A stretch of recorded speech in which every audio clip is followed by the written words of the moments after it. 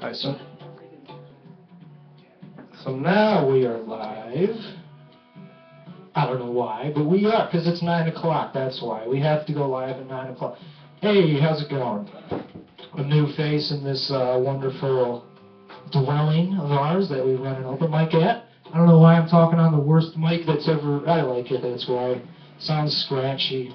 I like the scratchy noise that it makes. Let me turn up the other one. So yeah, there's jazz playing. That means that we're not really too into it yet. Usually when there's jazz playing, it means nothing serious is going on. It's usually... Alright, Ben says he's running late, but he's still coming, so that counts for him saying it. That counts, that means he's hosting. Okay. That's cool. What else needs to be done? Oh yeah, that's right. People are watching this right as we speak. People, if there's like at least one person watching, good enough. I will keep talking to you as if you're really watching this and not just have it open in a tab and not actually listening to the audio. If you just are doing it in a tab, then whatever. But if you're listening to this, we will be starting shortly. You are missing out on free beer, but that's okay. I mean, I don't care. You probably got beer where you are. Where are you, by the way? Can you chat? We will be responding to the chat tonight, which I've never done before, because I always forget about it. I'll be talking in there as Live Chicago Comedy. That's me. I'm that entity. So where's the fucking host? Can someone please get a host for this event? I did my best. I booked several hosts. And, you know, yeah. Somebody will show up. He's right on the cusp of coming in. But we're doing fine. We're doing fine. It's like slow, but it'll heat up. You know, that's fine. I wish. Okay, the door. I'm going to close that other door too, just to keep the air. I am a cold mofo. I like the door, man. Hey, look at this. I wore long underwear. We got a host. We brought a host. Your wrangle going up. There's pizza over there if you want some. Can we do that door? I like that fish. But I mean, yeah. I'm gonna be on the door all fucking. Should we keep the big one closed too, or just the screen door thing? No, don't lock it because. Well, yeah. We'll just leave it like that. It's fine. It's fine. Hey. Good enough. Yep. There you go. So this will slowly, probably not do anything. So hide the nets. So yeah, we do have a big night tonight. Despite the, I don't know. There's nothing to be despited because this is going to be a good night. Let me turn down the jazz or whatever that was. Any questions for me before we start? This is an important part of the night where I ask if there's any questions. What's your favorite kind of porn? Jesus Christ. You really, I don't know. Just like where they do mundane shit nude that's not supposed to be sexual. Like, You're fucking weird. I know. I'm out of here. You asked. Doing bit. I'm getting beer. Yeah, there's I didn't think you were coming. yeah, you could start unleashing the beer now. It's because it is 9 o'clock, and well, he's been waiting a long time. No, I'm just kidding. You're just reacting to his. Yeah. That's funny. Yeah. Why don't you bitch with me in Podcast? Because I do a music project, and I'm very pretentious. I like to use alter egos, aliases, as many as I can, because it's my real name is Tim Weixelbaum, and it's just nobody knows how to pronounce that. And I needed some music, and I don't like advertising I'm a comedian yet. You know, my comedian name is Tim.com, but I would feel like an asshole if I actually made a Facebook account with Tim.com. Like, it's really unnecessary at this point. Probably will never be necessary. And there's no music backing me up, so it's just my voice filling the airwaves, filling the room. How do I sound back here? How do I sound cool? I sound fine. I'm gonna look behind the camera for some Let's reason. all get together and like just sit together in a circle. Pretty much. It's just body heat and just. It'll warm up. There'll be like 30 people in here like listening to jokes like. We're cool. It'll warm up. Yeah, it's cool. Maybe. I could turn it up a little. Well, yeah, drink it definitely helps a little bit. Numbness. Alright. Yeah. This is never loud enough. They got a heater on. Oh, they do? But it's taking. That's alright. I have to turn it up a It's little. just started. Okay. The heater just. So. Apparently. Taking along. So we will be doing an open mic tonight. We're running. We're waiting for Ben. Well, we're not even waiting for him yet. He is coming though. But Bentley's on his way. He lives pretty close to here. He could have left earlier though, I think.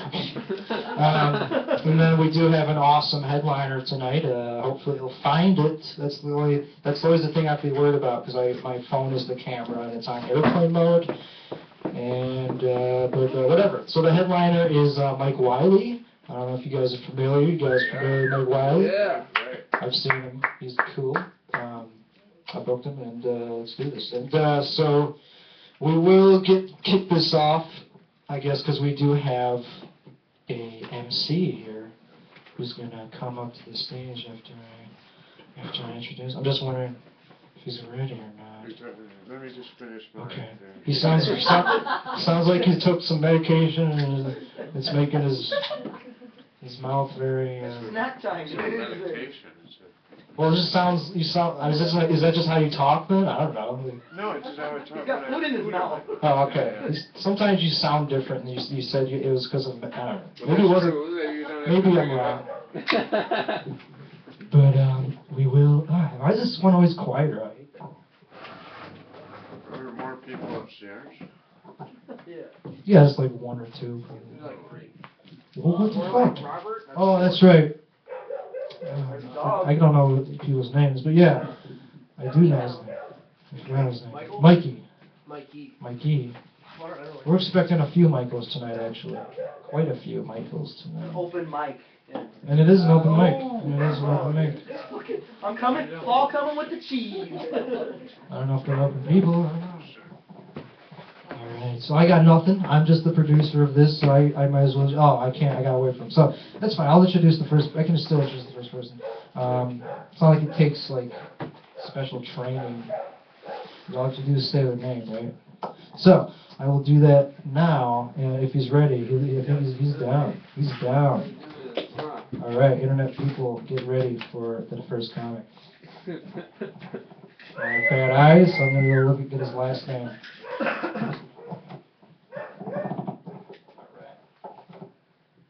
Let's do this. Charlie Virgos. Yeah. Thank you very much. I like the functional microphone and the non-functional microphone as a prop. Hello world, how's it going? You look good. Look good world. Alright, let's get the bits. Let's do this.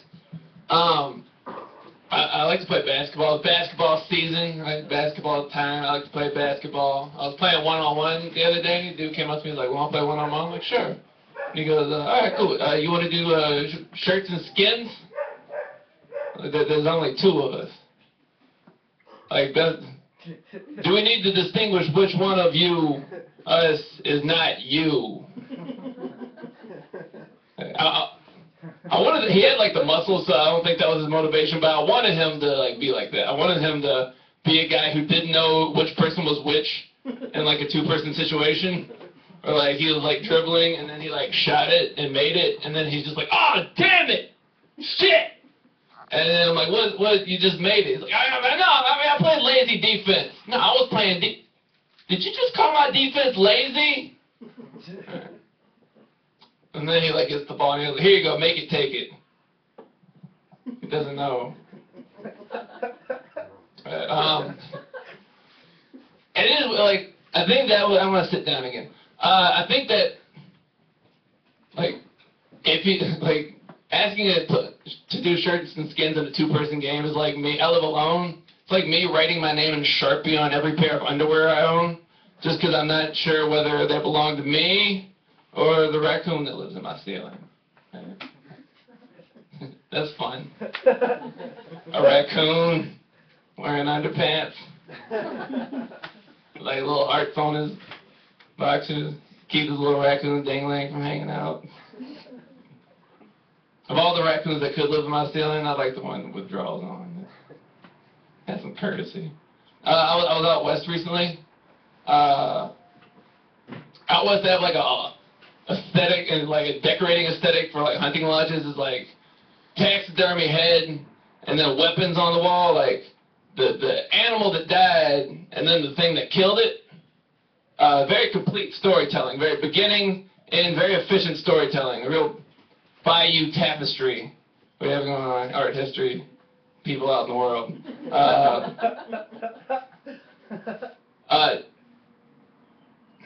You don't see that aesthetic that often. The only other time I've seen that like thing that died and thing that killed it decorated is like at my grandma's house. There's like a portrait of my grandfather next to a clock. There we go. The guy's son who decorated the wall, he draws Garfield strips. It was a Garfield empty panel lasagna. Right. That's fun. I don't drink much. I get kind of bored with drinking. So I try to find new ways to get drunk, I guess, now. I heard that if you ingest alcohol in your ass, it goes straight into your bloodstream and you get drunk quick. I got an idea where I'm going to hook a keg up to a bidet. Bottoms up. Like, you going to come out with this? Hold on, let me just do this keg sit. Right. That's stupid. I read books. Give it up. Give it up. Give it up for reading books. Very impressed with myself right now. I was reading this book the other night, Tale of Two Cities. It opens up with that classic line. Some of you read it. Classic line. It was best worth time. So I didn't have a nightlight, so I had to read about strobe light.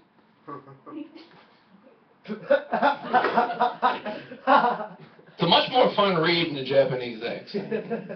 You keep expecting a samurai sword. It doesn't happen, but you can imagine. You can hope. You can wish. Charles Dickens fan fiction.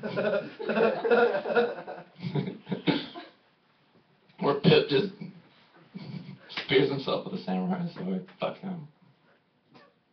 Great Expectations, different now, I'm sorry. What do I do? Oh, here's something I want to do. Alright.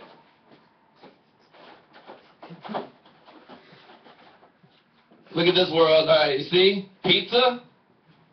Right?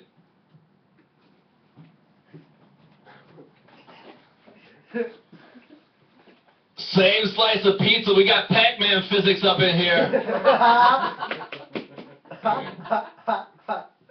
It's a shame you couldn't see what's off stage, because it's pretty cool. How am I doing on now? What's the time situation going on? Like 2 minutes. Okay, cool. Wow, this is a generous time situation. Yeah. No, I can do it. I could have done my bit where I, like, read the dictionary and shit.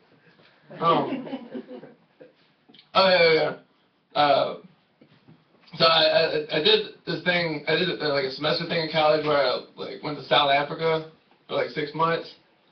And when you're in another place with another language, the first thing you learn in other languages is all the cuss words. So I'm like fluent in cuss words in like 11 different languages. So I saw a dude who was I met a dude who was a white South African. He spoke Afrikaans. He was over here, and I go, dude, I know some of your language. He's like, oh yeah, what do you know? I was like, yo massa poos. And he goes, wait, dude, take it easy. You literally just said your mother's vagina. Which I said, whoa, man, take it easy. You literally just said yo massa poos. And he was like, whoa, dude, take it easy. You literally just said your mother's vagina. I was like, whoa, dude, take it easy. All right, I'm going to stop there. Because otherwise that bit becomes like, you know when you're at the barbershop and like you're looking in the mirror and then there's a mirror behind you and it has like an infinite mirror situation?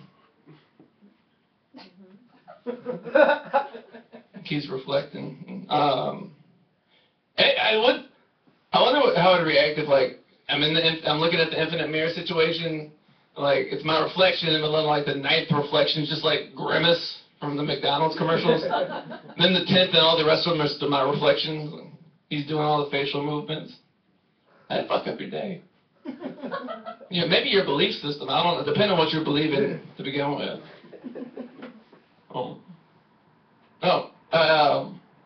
Here's something you see in movies. Hey, pretty lady, will you go on a date with me? And she's like, when pigs fly. That's not a good time to go on a date. Because for pigs to fly, they need to, like, evolutionarily work up to it, and they have to go through, like, a flying squirrel type phase, where they have these large flaps of skin between their forelegs and their back legs. So the first pig to fly isn't going to look pretty. It's also going to be terrified, because all the other pigs that will have fallen will have died horrible deaths. So if you'll indulge the impression, it'll look like this.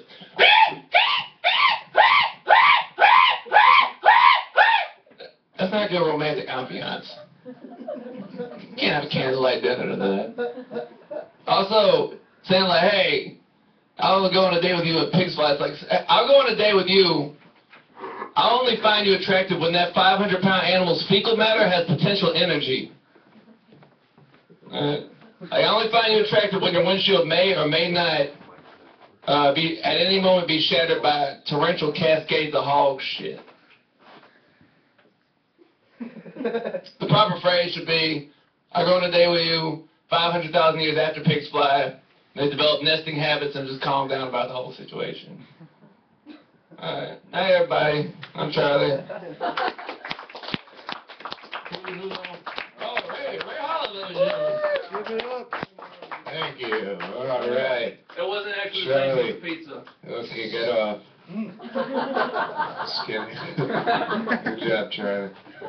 Alright. Okay. Alright, now we're flying.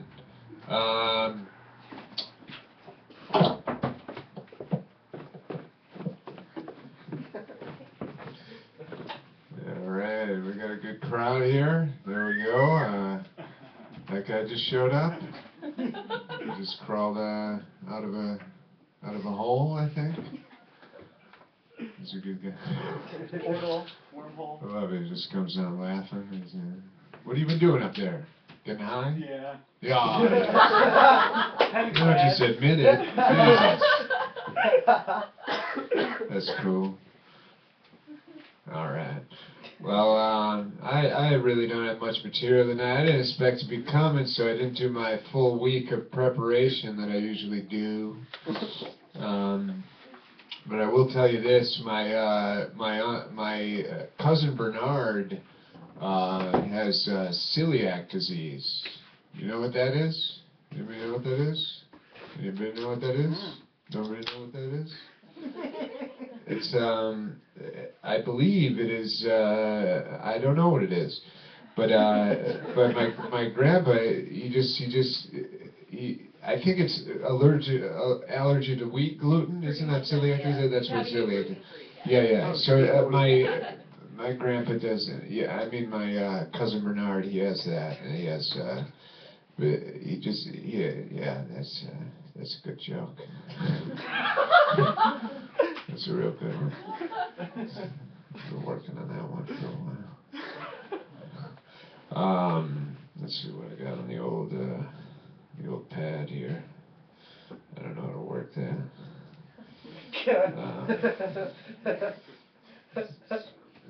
So, we got comedians here, don't we? Do we have any? Who's a comedian? Clap your hands if you're a comedian. We got 1, we got 2, we got 3, we got 4, we got everybody. Okay. So I'll tell you this. What was that laughter? Am I snorting? Yes. Am I snorting? So, I went to college. Anybody go to college? College. Give it up for college. I applied to some colleges. My safety schools were Harvard, Oxford, Stanford, all the words, And my #1 school that I wanted to get into was Bartholomew Community College. And I got into that college. It's a wonderful college. Apparently they take anyone. The application was a dick pic. Or a twat shot, depending on if you're female. And I don't know, what's going on in that admissions office. They, probably just a bunch of masturbating people in the admissions office. Like, all right, we'll take him. And then let me get that picture and blah blah blah, whatever. And the reason I went to Bartholomew is I had a friend there, and I asked him. I said, hey, I'm coming to Bartholomew. Can you show me the ropes? So he took me to the gym, and he showed me the climbing rope. And then he went off to do heroin. And yeah, I studied partying there. Yeah, my teacher was David Lee Roth. He kept failing me because I couldn't do a major bong rip because I only have one lung. And yeah, getting this party started with some college humor. Let's see what else I wrote on this while I was deathly ill. Oh, some good shit, man. I have severe OCD, I have obsessive compulsive disorder, very bad OCD. My OCD is so bad that everybody thinks I'm always picking my ass because of how often I check for my wallet. It doesn't help that I keep it in my butthole. So, it's one of those things. My grandma, she's always making these dishes, these noodle dishes. She's a master of making noodles and whatever else, like noodles and an onion. And she just puts an onion in the noodles. I'm like, Grandma, don't you want to peel that or chop it or something? She's like, no, there's noodles and an onion. That's what I made. You're gonna eat it. She makes noodles and a soy sauce. That's just like a Kiko Man bottle and then the noodles. And yeah, she's terrible at making anything but noodles. She made noodles and reading glasses. I was like, what's this?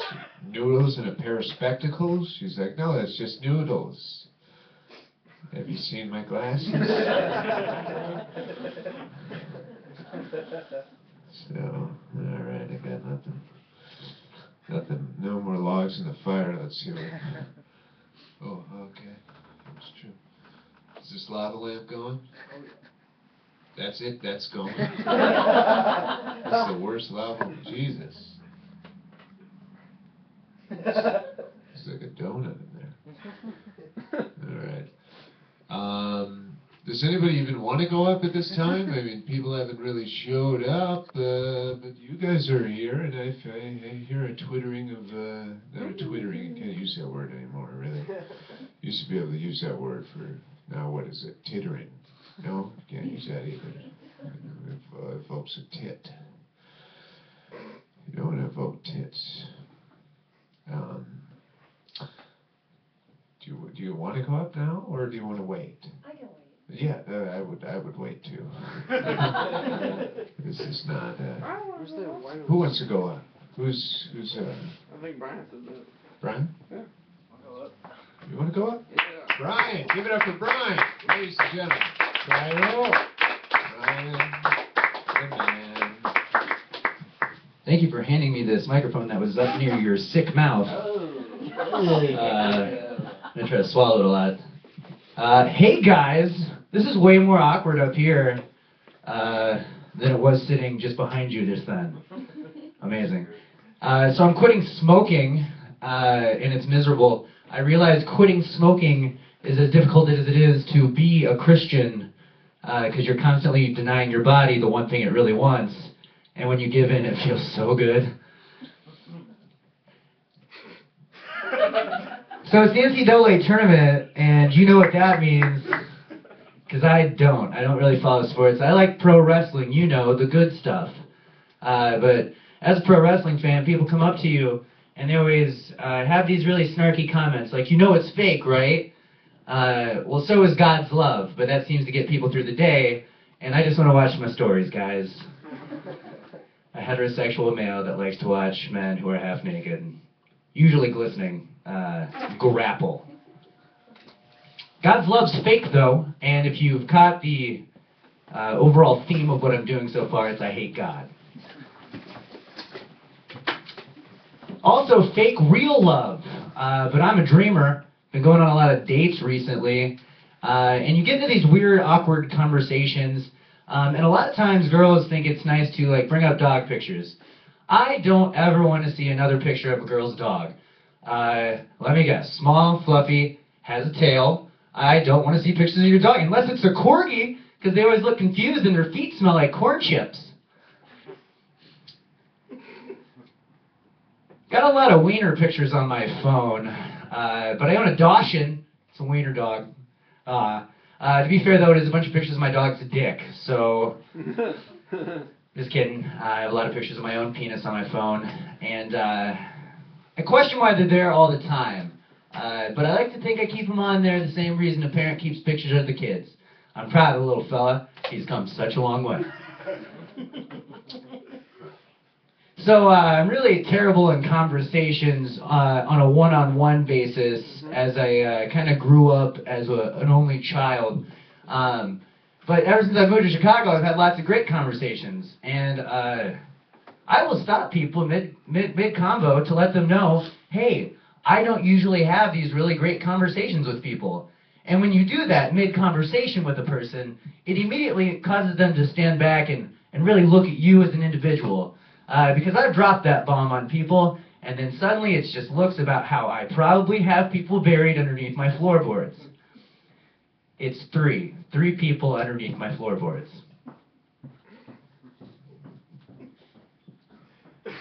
So I love meeting new people, as you can imagine. No one more than black dudes, because when I meet people, I immediately lock eyes and hold eye contact for way too long. And I've noticed when you do this with black dudes, you just get this look where he's looking back at me thinking, man, I bet this guy is thinking something really racist. But then I get to have the thought, man, I bet this guy is thinking I'm thinking something really racist. And then simultaneously we both get to think, well, fuck that guy, and we're right. And it feels good to be right, right? How am I doing on time? This is... Oh, I don't know, like, let's say 2 minutes. 2 minutes? That's fair. Okay. Speaking of black people, pandas. Pandas are renowned for male pandas not wanting to get it on with female pandas as they're more interested in eating. And I can relate to that because I'm sick of white girls. You know? I'm really into those ebony ladies, you know? So I think I figured out this pandas thing. Okay, so you take every male panda, and he's just going to be sitting there chewing on his bamboo, having a good time. And then you take a sexy brown bear and you put him in front of that panda. And immediately that panda's going to drop the bamboo and get mauled to death by the brown bear because they're a way more aggressive species of bear. Kung fu aside, everyone. Because they're pandas.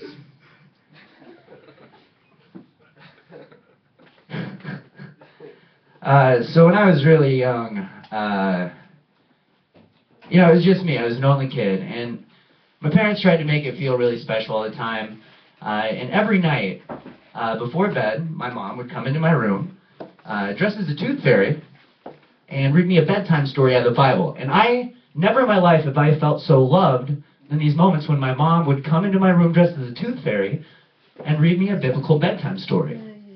And then every night before she would leave, she would kiss me on the forehead and whisper in my ear, just remember, none of this was real.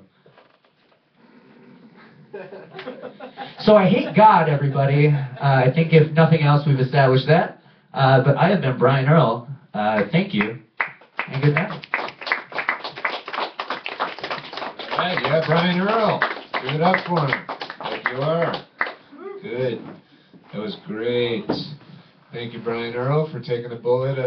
You know, when we had a few people, he did well, and got people laughing, and the crowd is now dying as I speak.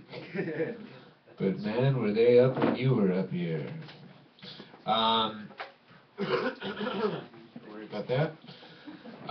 So, anybody hear about that that teacher who raped 9 of his students? Woo! Remember you heard about that guy? Woo! You fucking woo to that? I hate God. I know. And students, apparently. Children, Yeah. apparently. Jesus. Anyway, not from that weird. Yeah, he raped 9 of his students, and when he was questioned about it, he said, "No, it was consensual. It was completely consensual. We had a 9-some. It was a menage a 9. So you know." There was one more part to that, and then so I don't think that guy's ever going to teach preschool again.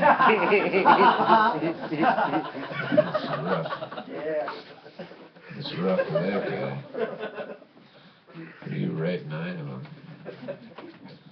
So I've got these mothballs eating my clothes in my closet. Mothballs. Anybody got mothballs? You got mothballs and mothballs? Nobody got mothballs? Okay, that's cool. Yeah, I got mothballs in my closet. They're eating everything in my closet, you know, because I got clothes in there and they like clothes. And my mom said, just hang some mothballs in there. You know, it's like, oh, that is a great idea. That's a phenomenal idea. You know, I just, where do I find such a tiny scalpel for that? I mean, that'll scare the moths away, but Jesus, it's some heavy surgery. So yeah, that happened. My dad, growing up, I was sheltered from all things chicken. Everything that was chicken, I could not have anything to do with it. It all stemmed from my dad got into a major fight with a chicken, and he lost. He lost to a chicken, and so he was very sensitive after that. He had PTCSD, post-traumatic chicken stress disorder, and he was very upset about everything chicken. So no one in our house, me or my mom, could mention chicken, and it was like, and they would always get in these arguments because they would always be over chicken. Like my mom would be like, "Oh, I think we should get KFC tonight," and he'd be like, "Don't you dare utter those, you know, letters in my house." You can see why he lost in the chicken fight. It's absolutely, it's terrible. It's laughing. Yeah, so I grew up, I didn't know anything about chicken. Then high school comes, and I am at my friend's house, and they order chicken. They're ordering from KFC, and I'm like, oh, freaking out. I don't know anything about chicken. You know, I didn't say that, but they ordered the chicken, and you know, they were going around the room asking what part of the chicken. It was the first time I heard words like thigh and breast, and I mean, I'd heard those words, but with chickens, and a drumstick and bucket and all these things. So I was totally nervous. I didn't know what to say when it came to me, and it came around to me and said, Ray, what do you want? We got KFC here. What are you getting? I said, oh, just give me a bucket of faces, and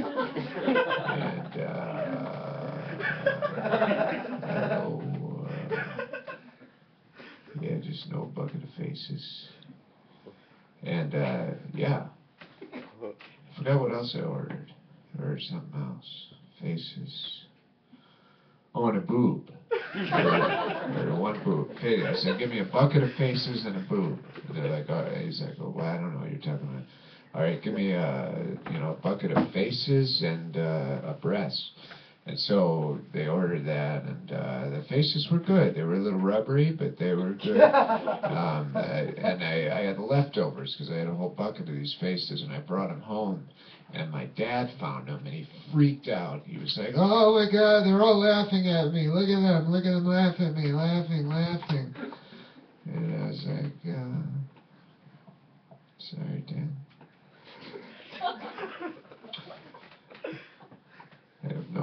There's no ending to that.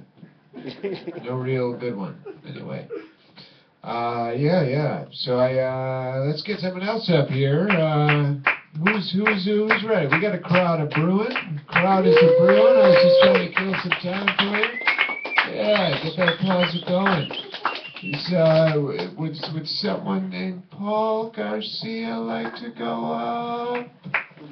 Oh shit. Yes, Paul Garcia. Have you met the man? I'm looking forward to his comedy. Paul Garcia. There you go. Alright, how's everybody doing? Yeah. So I just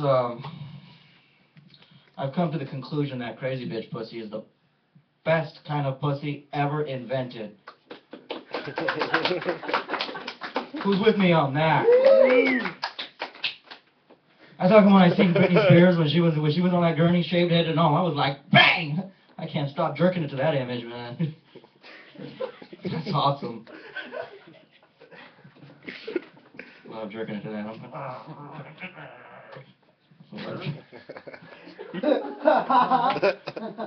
But now let me tell you guys something though.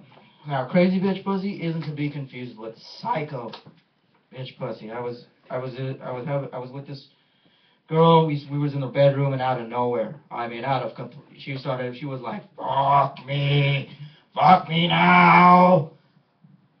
I was like, I am fucking you. I just want to live. Yeah.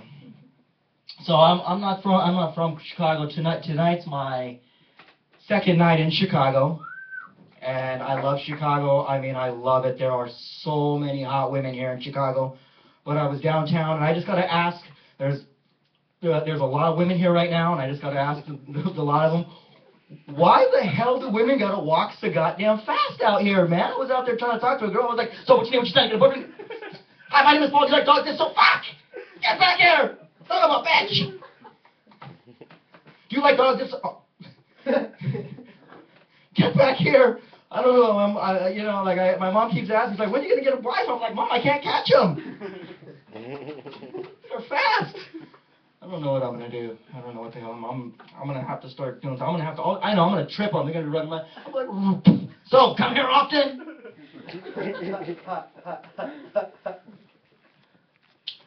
So true story. I'm just gonna tell my story, and this is a true one, and so here it goes. I decided to go online and meet a couple. We meet women and. You gotta be careful because I found a girl online and we finally get in the bedroom and she's like, so would you like a back massage? And I'm like, as a matter of fact, I would. She's like, okay, would you like to take your clothes off? I'm like, as a matter of fact, I would. I'm thinking, I have her right where I want her. No. She starts massaging my back. She starts going lower and lower. And out of the fucking clear blue sky, this chick just starts to give me a rim job. You ever had a rim job? She just starts tonguing my ass. I mean, she was going to fucking town, and I'm like, you know what? I don't care how good that feels. I'm the one that does all the whole licking around here, okay? You can't be manly and get your hole licked. I mean, what do I do with my hands? I was like, counterclockwise.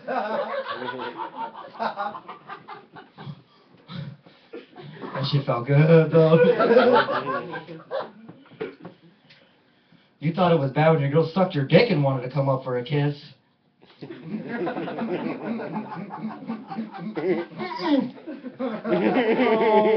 I'm not gonna do that. I was at the clubs last night trying to talk to some more, because I'm a ladies man.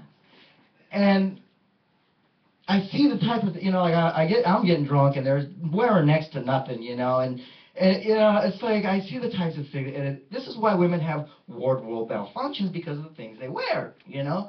And, number one, I'm going to get drunk and I'm going to get on, I'm going to be like, man, you got a nice fucking camel toe. Sir, your girlfriend's got a nice fucking camel toe. Pow! But that's why women have wardrobe malfunctions. You know, you don't see this shit happening to a guy. You've never seen, you know, remember Tyra Reid when her tit fell out? Nobody, nobody, my titties out, and nobody knew. Well, she didn't. Everybody, she didn't know.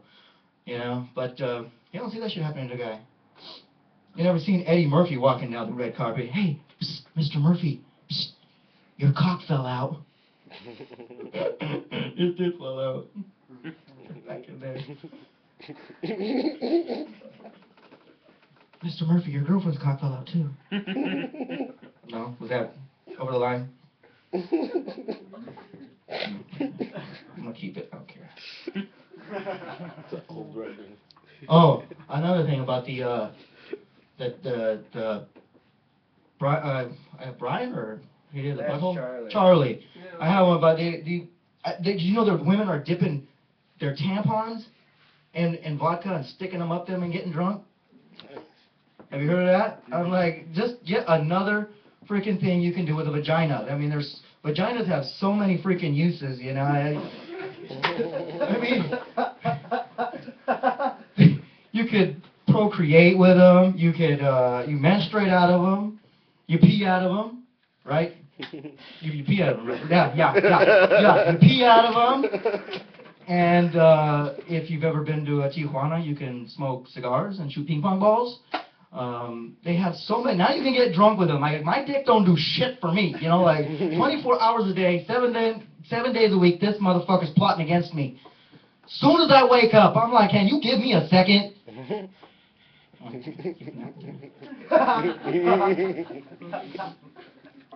Oh, one time I see my, I was rummaging to find my little pipe that I had in my girlfriend's house. She stashed it for me, and I found her dildo. I'm like, my God, that was the fucking biggest thing I ever seen in my life. I was like, you can knock somebody out with that, you know? You'd be laying there in the middle of the night like, hey, babe, I think somebody broke in. Give me your dildo. And the KY, we're going to teach this motherfucker a lesson. So, I don't know, Paul, should I end on a one-liner? I'll end on a one-liner that didn't get too much. But I'll do it anyway because Paul Garcia. Don't care. But I don't think a lot about politics. But one time I went to get food stamps and they denied me. And and here's my thing on that. I don't think fat people should be able to get food stamps. Is that wrong of me? They should walk in like, no, out, get the fuck out. Get the fuck. They deny me. I'm all skinny and shit. I had to run around the shower just to get wet. Sucked in. Anyway, I'm Paul Garcia. Thank you. All right, let's give it up for our second host of the evening, Ben Lee. Thank you. Thank you, Tim God.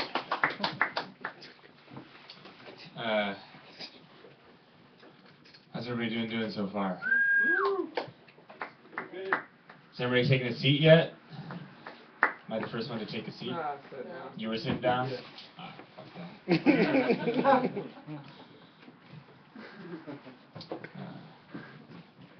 Yeah. Man, you guys are the best around, and no one's ever going to take you to Funky Town except for me. That's where we're going, to Funky Laffy Town. Life isn't Funky Laffy Town, though. Life is where we are. You know, you could just die at any moment. You could just die at any moment. Just.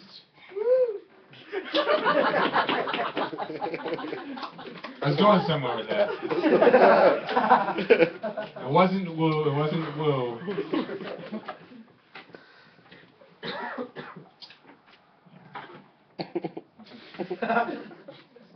News could just hit you in the fucking head. News kills most of the people that die. As a matter of fact. And it never kills them in nice ways either. It's always like hurricanes or super germs. Super germs? Ugh. You never hear this news report like 100,000 people died peacefully last night. They were very old. It was okay. Felt no pain. It was meant to happen. They died in their sleep. It was natural. Yeah, news doesn't kill anybody peacefully. Unless they're famous. That's why I'm going to be famous. So I can die a peaceful news death. I'm not a big shot, you guys. I'm not a big shot here. I haven't been on NBC. Nobody cares. That's what that stands for. ABC. Already being cool without it. It used to be the ABCW and then the CW branched off in 2003.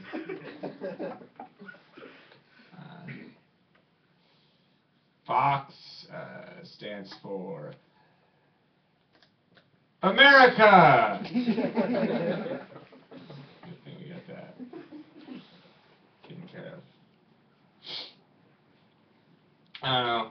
Like I have the utmost respect for anyone in the medical profession if they've been on television. Like your local doctor guys, like come on, family practice at 40 years. Yeah, your career is dead. I'm not saying everybody has to be Dr. Oz here, but at least get on your local news. Tell people health facts they already know. This peanut butter is made of peanuts. Milk still the same. Bones. A great TV show. I have a lab coat. Never been in the lab. Never been in the lab. That's what you should be doing, doctors. I could have been a doctor. I had this fear. I had a weak stomach about it though. I had a fear of skin that was paralyzing. Fear of blood, you can still be a podiatrist or something, but fear of skin, the only medical job left for you is organ boy. Organ boy! Hand me a pancreas, organ boy! It's not even surgery time. Organ boy! Are you a doctor? You're an organ boy! Let's reach into the bucket and pull out a pancreas.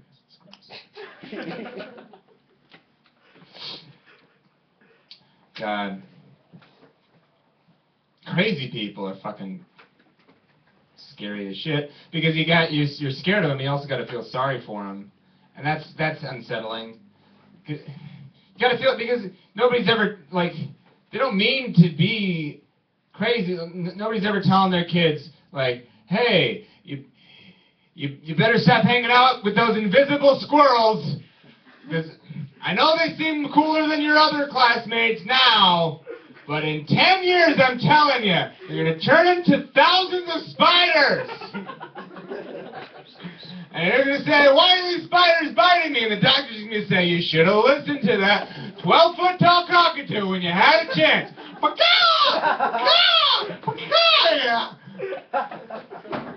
Nobody ever says that.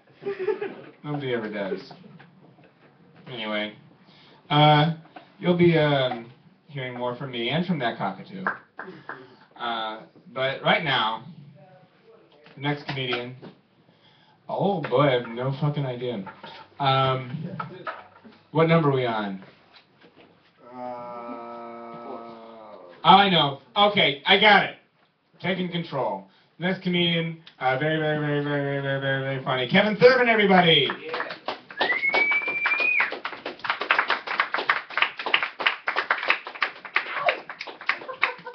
everybody give it up for our youth pastor for tonight, Ben. Excellent job. God be with you. Peace be with everyone. Can we do a little science experiment real quick? Is everybody down? Can we do a little... I want to start with a knock-knock joke. Let's try this real quick, okay? Knock-knock. Who's there? Hitler. Hitler who? I just want to see if I can get you guys to say Hitler. My name's Kevin Thurman. I'm originally from Texas. I'm actually what's called a Texan triple threat. Mainly because I don't believe in God, I'm pro-gay marriage, and I've read a book. So I'm really never allowed back in my home state ever again, which is okay with me. I don't miss it.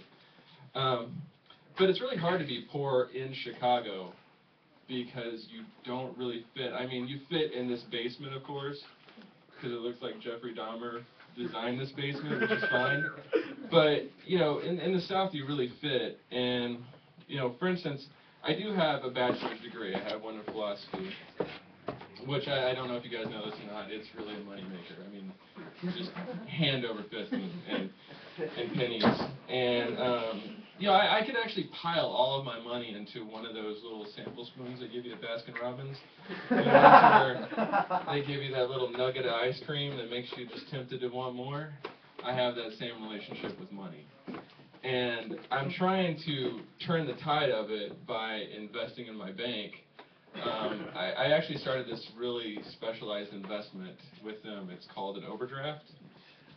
It's really great because you know, it's stress free. I never have to worry. It's always a loss, which is kind of nice.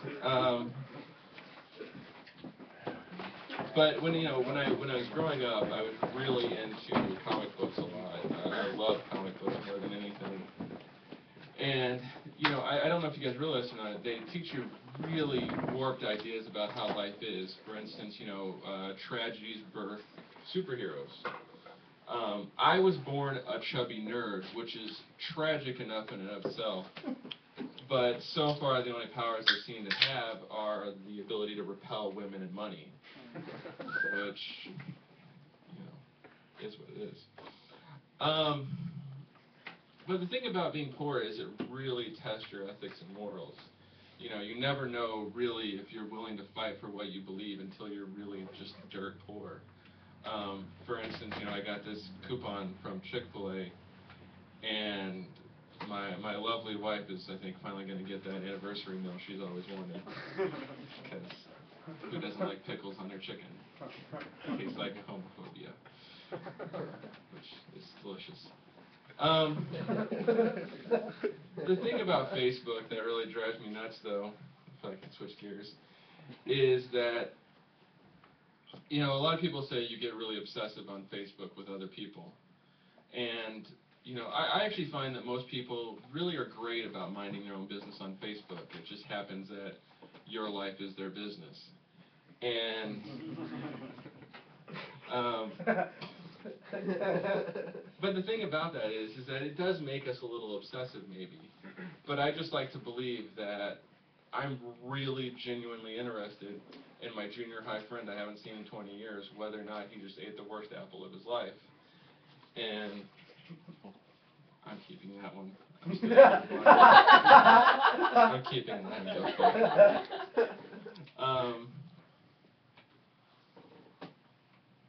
I don't know if you can tell or not, but I actually smoke a lot of pot. Like the gentleman with the dreadlocks in the back, my hero. White Bob Marley, love you. But the thing is you know, it really ushers you into a land of wonder. For instance, you know, every day I wake up, I end up wondering how I ate 2 pounds of pudding last night and why I look like 100 pounds of it now. And, you know, just gives you a really big existential crisis there.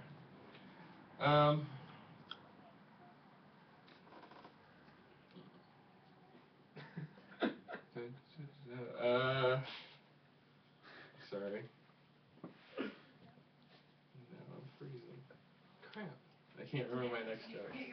I know. This is what I get for trying to do this without notes.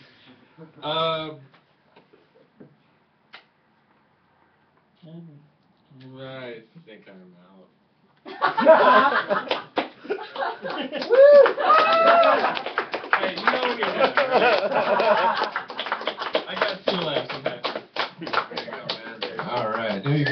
two lads. I couldn't either, otherwise I would These have three. said, so obviously I know better.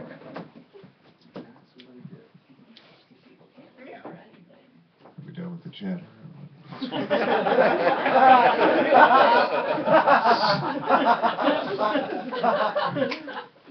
Silence here. Yeah. I gotta tell you, I saw the greatest stuntman that I've ever seen. Greatest stuntman. I'll tell you a little bit about him. Because that would be stupid if I just said that I saw him and didn't elaborate on it. I saw the greatest stuntman. He was amazing. He suited. I'll give you the full picture. He suited up. He put on his helmet, huge helmet, like oddly big, weird big helmet, and a leather suit. He got on a blue bicycle, not a bicycle. What the fuck am I talking about? A motorbike, bicycle. That would have been great. But he got on a motorbike, and he took off. And there's a cliff about maybe 200 yards away. He got on this motorbike, took off. He hit about 80 miles per hour, hopped the cliff. Below about 500 feet, there was a 50-foot ravine. He went flying over the ravine, slammed into a mountain. His bike exploded, and his body flopped down into the ravine, and he died. And oh, God, was he good. I mean, that's what everybody around me was saying. We were in a group, and they were like, "Did you see that? That was one of the best I've seen." It blew up. That was great. Yeah. So, all right. What do we got on a website now? What is this?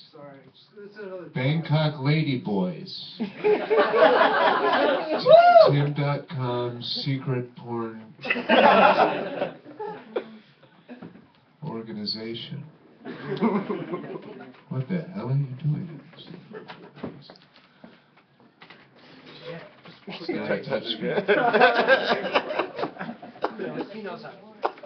Okay. Well, anyway.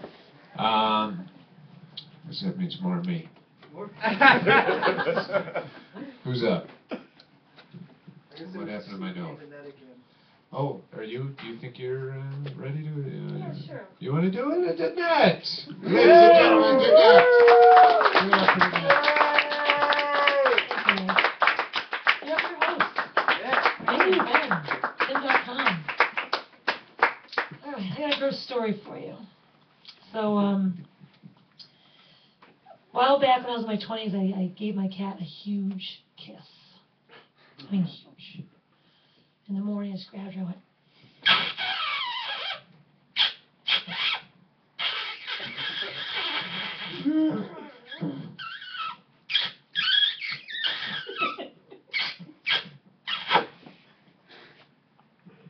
And then I felt her tail.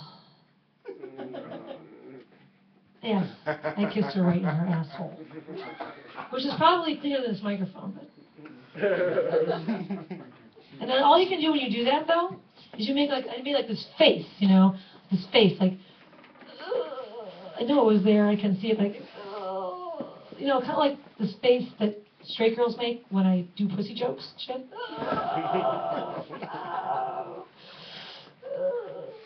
Yeah, like that. And actually, I'm bisexual, but I dated a straight girl in my 20s. It's a really interesting story, I'll tell you about. You know, I knew she was straight, so I didn't want to carry anything on. It was a one-night thing. And but she liked me, and she kept calling me at 5 in the morning.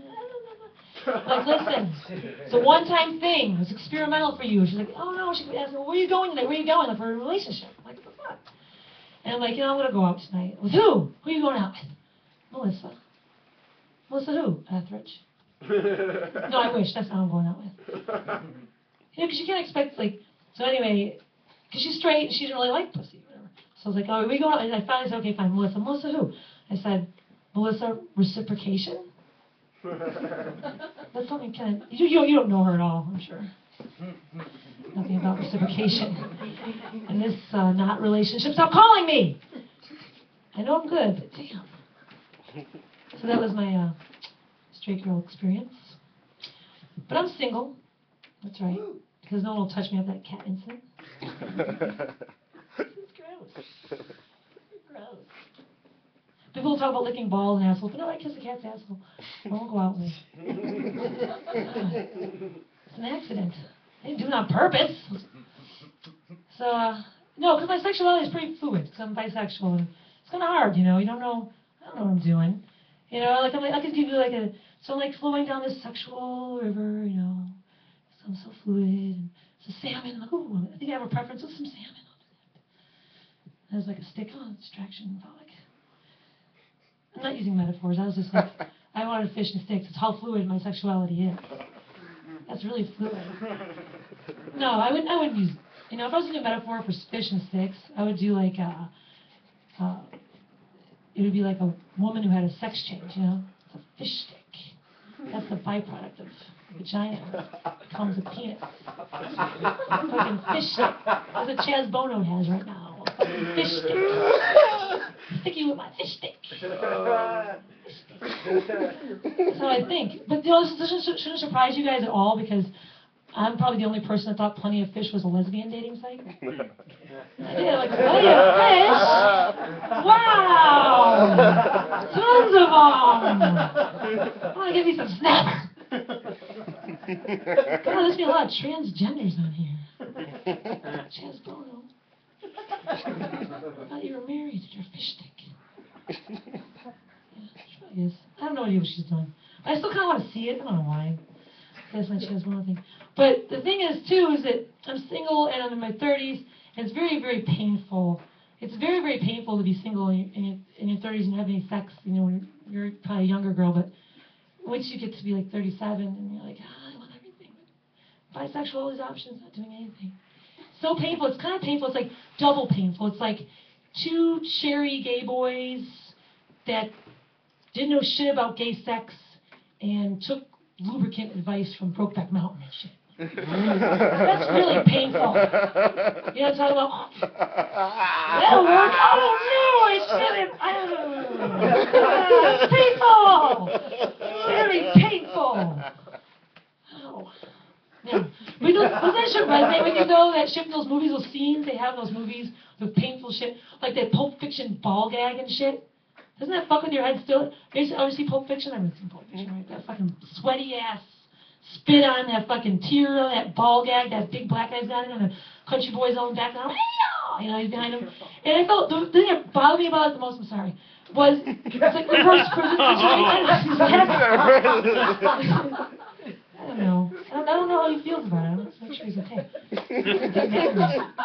Talking about black man getting boned by this white dude. And, but I felt really bad. The reason I felt the most bad about it because he had that ball in his mouth. Like, he couldn't even say anything and shit. It was really disturbing. It was like, you know, first of all, the ball was disturbing in itself. What the fuck is that?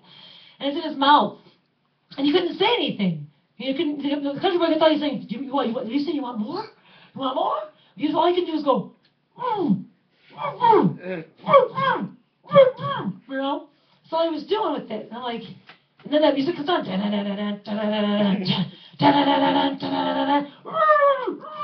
it's just really, that just sticks in my head. It resonates. Like, I don't know why it still does. I mean, why?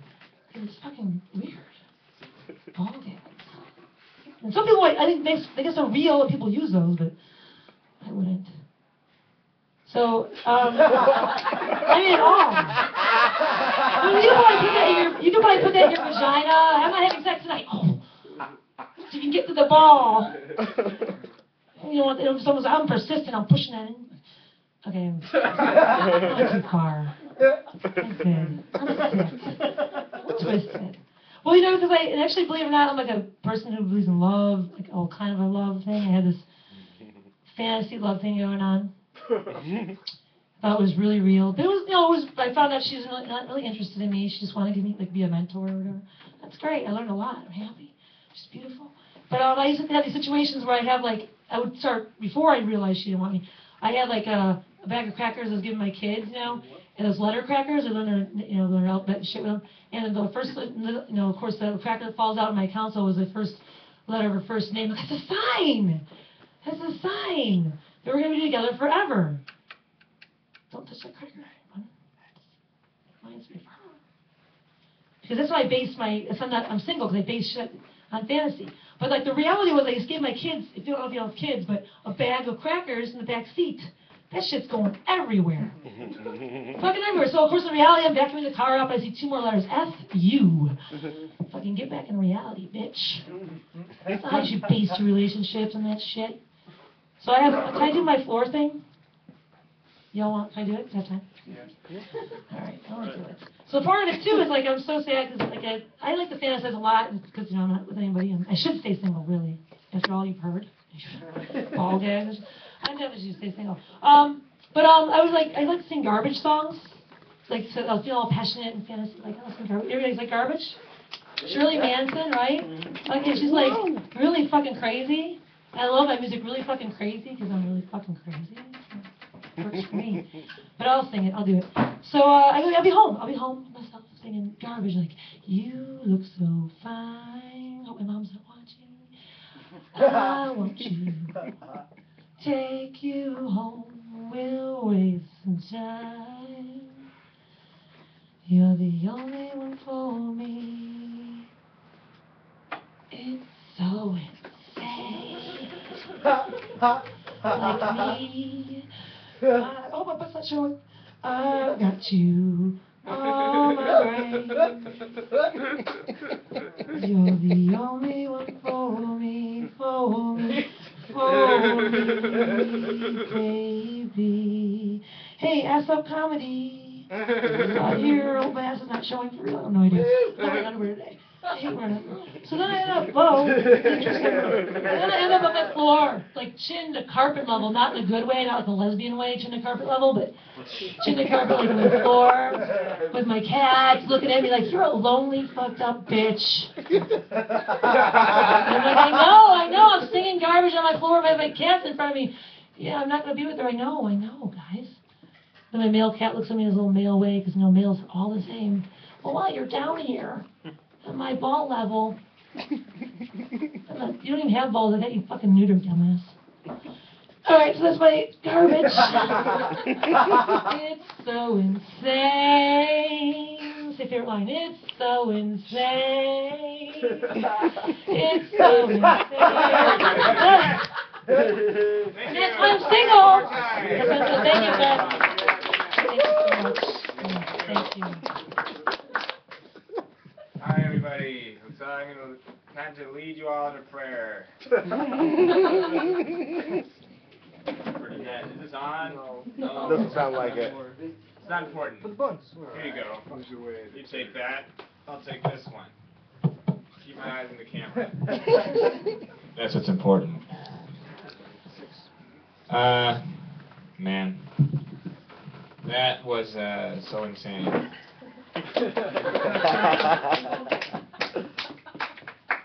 All right. Your butt was showing, but not. Not like cool. No, not at all.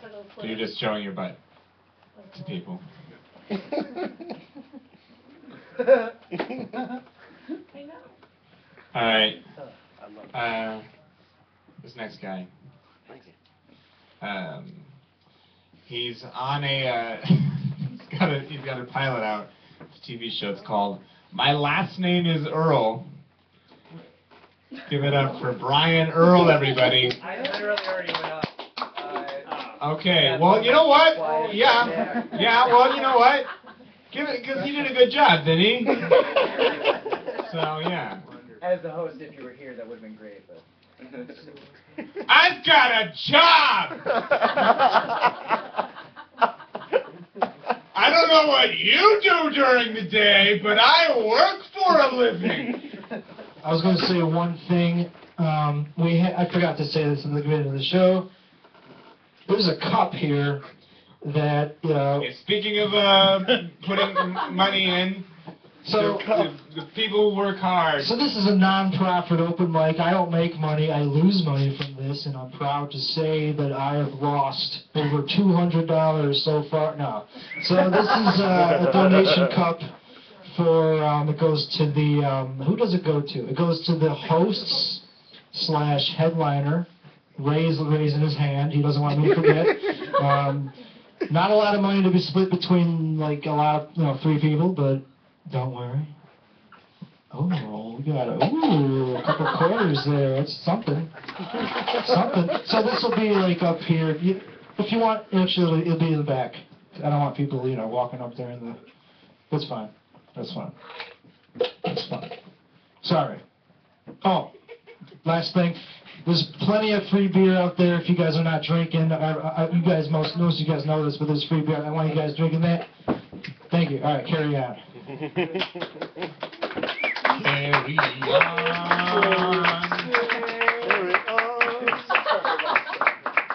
Alright. This next comedian, he's got a pilot on NBC. It's called What's Bucking Buckingham? His last name is Buckingham. Woo! Give it up for Keegan Buckingham, everybody! What's up, Buckingham? Thanks for plugging my show, man. I appreciate it. So what's up? What a lovely room we got going here. This is very, it's not maybe not much for an open mic, but like definitely this would rank among the better Sunday school rooms I would have seen in my life. Yeah, a lot of this religious stuff in the news, this whole Pope thing, has made me think back on my own religious deal. I was raised Pentecostal. Yeah, it's like those like southern black churches where they praise Jesus and they get filled with the Spirit and all that. It was one of those, but in Iowa, so all white. Yeah. And so, like, made me think, like, I think I would have had a lot better experience in the church if they had focused more on the whole heaven thing. Like, I feel like it would have been a lot better sales pitch if they would tell me specifically what my motivation is for not committing all these awesome sins, right? Because they never get very in depth with it. It's all very just a generic. Oh, heaven, it's paradise. You get to be in the presence of God. Oh, the guy who's disappointed in me all the time, I get to be with him forever. What a treat. I don't know. I feel like if I did go to heaven and had to hang out with God all the time, I think he'd just keep giving me shit forever about all my sins. Like, Keegan, remember the time when you were 17 and you told your mom you didn't drink her vodka? What were you thinking? Who else would it have been? How did you get into heaven? Or he'd be like, oh, Keegan, remember the time when you were staying at your friend's house and you jerked off into his sister's underwear? That was so nasty. What the fuck? Why did I forgive you for that? All right, you voted for Bush in 2000. True story. True story. Hey, what can I say? Like I said, I'm from Iowa. He didn't win the state, so what are you getting? I've yet to vote where the guy won the state that I voted in. I'm not gonna get into specifics, but yeah, it's a fun fact. Yeah. So I wanted to try out this bit here. I haven't done it in 2 years. Right. There's a really big TV show right now. It's called Dirty Jobs. But not really. Like Dirty Jobs. It's you've seen this, right? Oh, yeah. Mike Rowe, he goes around and gets poop on him. Yeah, like it's basically.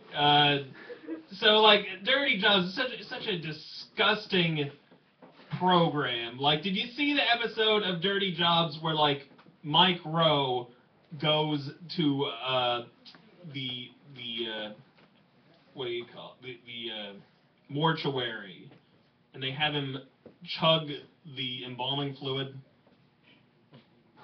Sick. Like, and did you see that Dirty Jobs where like Mike Rowe goes to Thailand and has his penis removed to spend the week as a transsexual hooker? It was even worse. It was awful. Like, did you see the episode of Dirty Jobs where like Mike Rowe goes to Planned Parenthood and they have him shovel the fetuses into the incinerator? It's a completely tasteless program.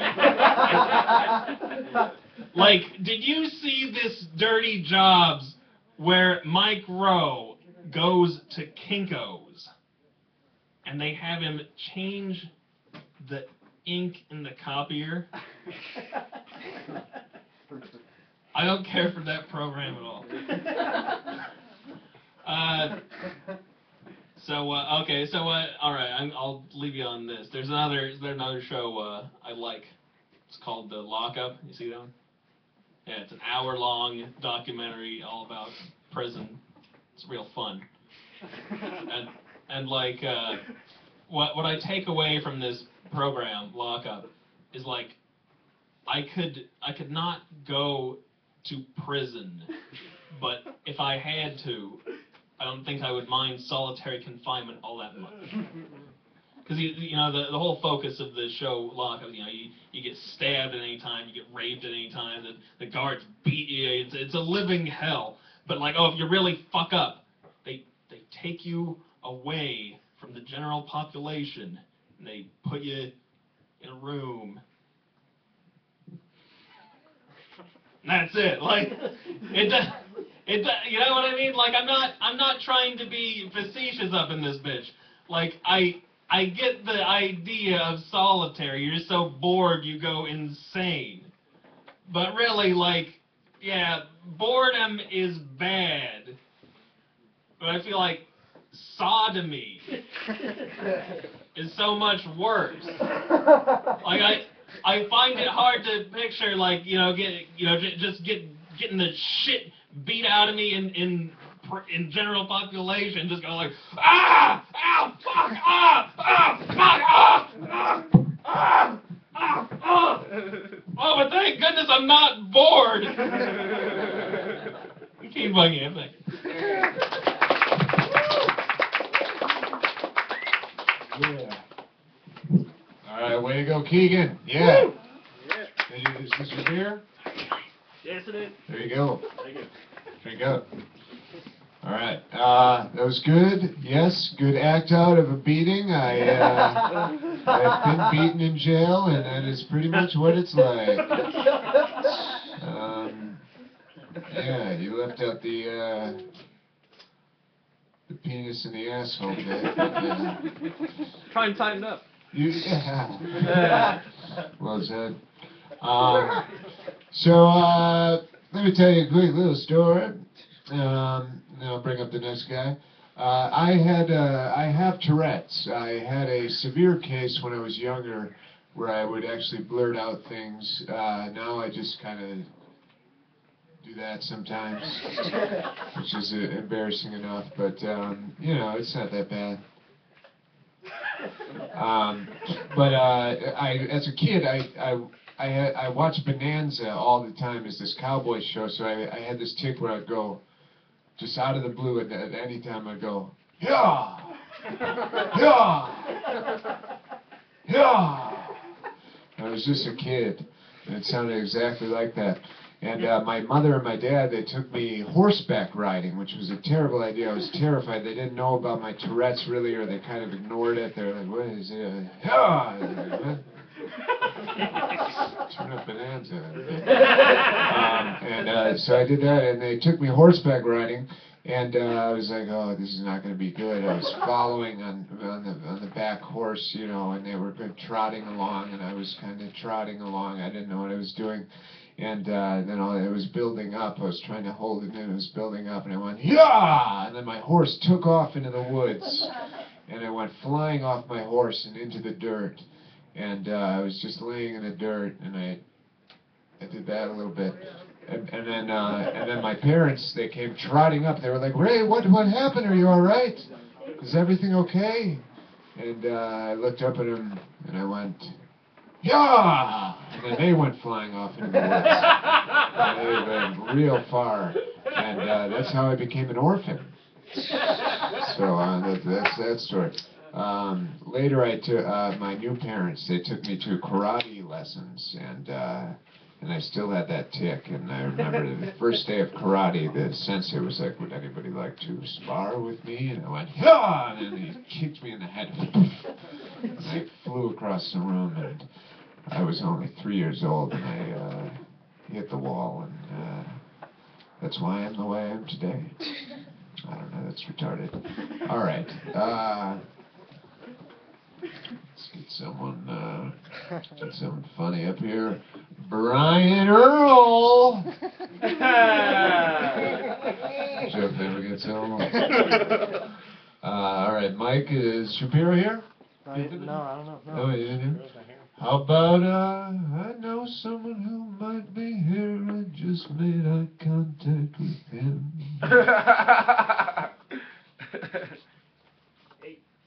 What? No, I'm not talking about you. Yeah, I'm just kidding. Constantine! Get her, bring him up. Thank you, Ray. Thank you, Ray. It's been a while since I've done this. It's been quite a long time. It's a little weird. I wasn't ready for Danette to do all my jokes. So I'll just, you guys are going to have to bear with me here. I hope you guys have really low standards. Hope you guys have I'll make it quick, okay?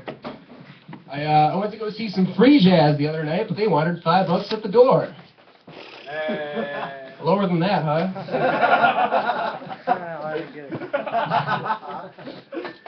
Alright, just playing. Yeah, I'm not prepared. Tim actually signed me. I didn't even sign up. Tim signed me up. And now I'm here. Thanks, Tim. I'll share a story with you guys. So a couple weeks ago, I hooked up with a chick. Yeah! Dude, well, kind of. I got really close. I did like everything. I did everything I had to do. You know, we were in my room, we were in my bed, and we were, you know, we were being a little touchy-feely. We were kissing just a little bit, and then she's like, and I was like, this is it, it's gonna happen. And then she's like, oh, I just want to sleep. Does that ever happen to anybody? Sleep? Why you'd rather sleep here? Like, like, okay, well, is it alright if I, like, just dry bump you a little bit? Just a little bit? And she's like, yeah, it's fine. So I did. And it was pretty cool. But I was thinking, like, the whole time, I hope this doesn't fire back on me. I hope she doesn't say I raped her or anything. Which, you know, I was wondering, like, theoretically, can you rape someone with nothing but dry humping? Nothing but dry humping. Interesting thoughts. We're having a national discussion on the topic right now. Maybe this can help us get some progress. Anyway, so yeah, that was that. But surprise, woke up next morning with a surprise blowjob. Hello, but I wasn't too into it. I gotta start sleeping with my mouth closed. Oh yeah, she was a man. I found out that later.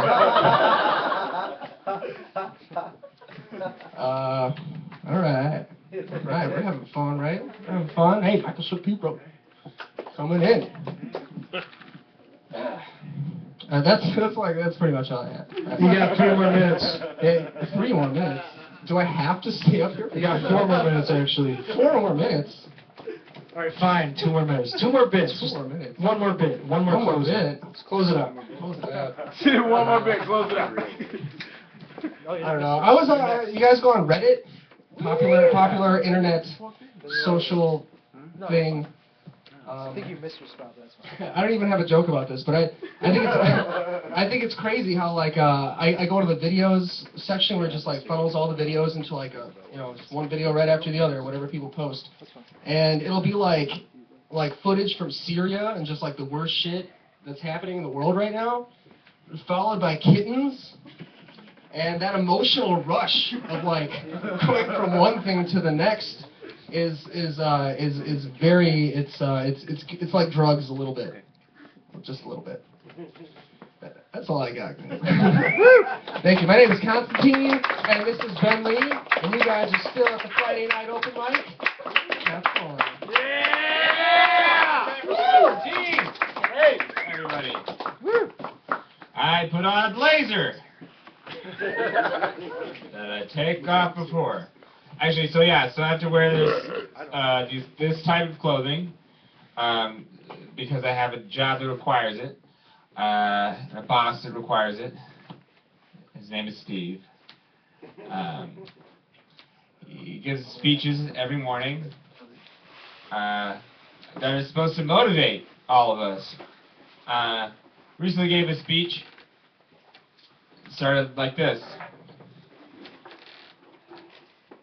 Wilford was a beagle. He wasn't a good-looking beagle. He was missing an eye. He was in the pound. Nobody wanted a dog missing an eye. So one day, they put him in the gas chamber. So my boss said at 8 o'clock in the morning to the whole 20 people. Put him in the gas chamber, turned on the gas, came back 10 minutes later. Wilford was alive. Now, this has been known to occur. Sometimes with the tall dog, so many distractions, but this is really important. Sometimes with the tall dog, the carbon monoxide goes to the bottom and they survive. Wilford was a beagle. How did he do this? Well, when they came in there, he was on top of all of the other dead dogs. So when you're out there selling cell phones,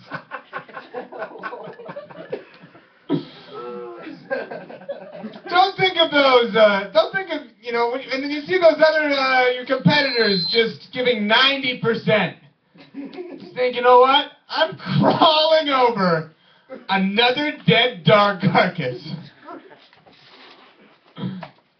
Gonna make it to the top of that pile of dead dogs.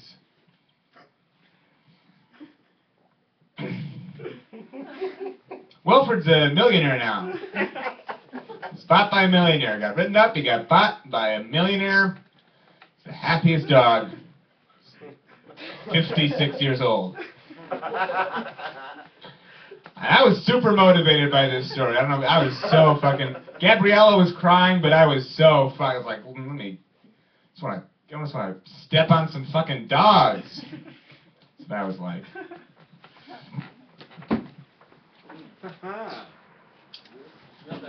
This next comedian is a dog not to be stepped on.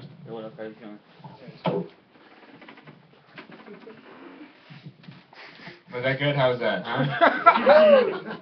Good second one. This next comedian is very, very, very, very super duper He takes stills. hilarious. Give it up for Mike Shapiro, everybody. So fancy. Bentley, all dressed up. For us.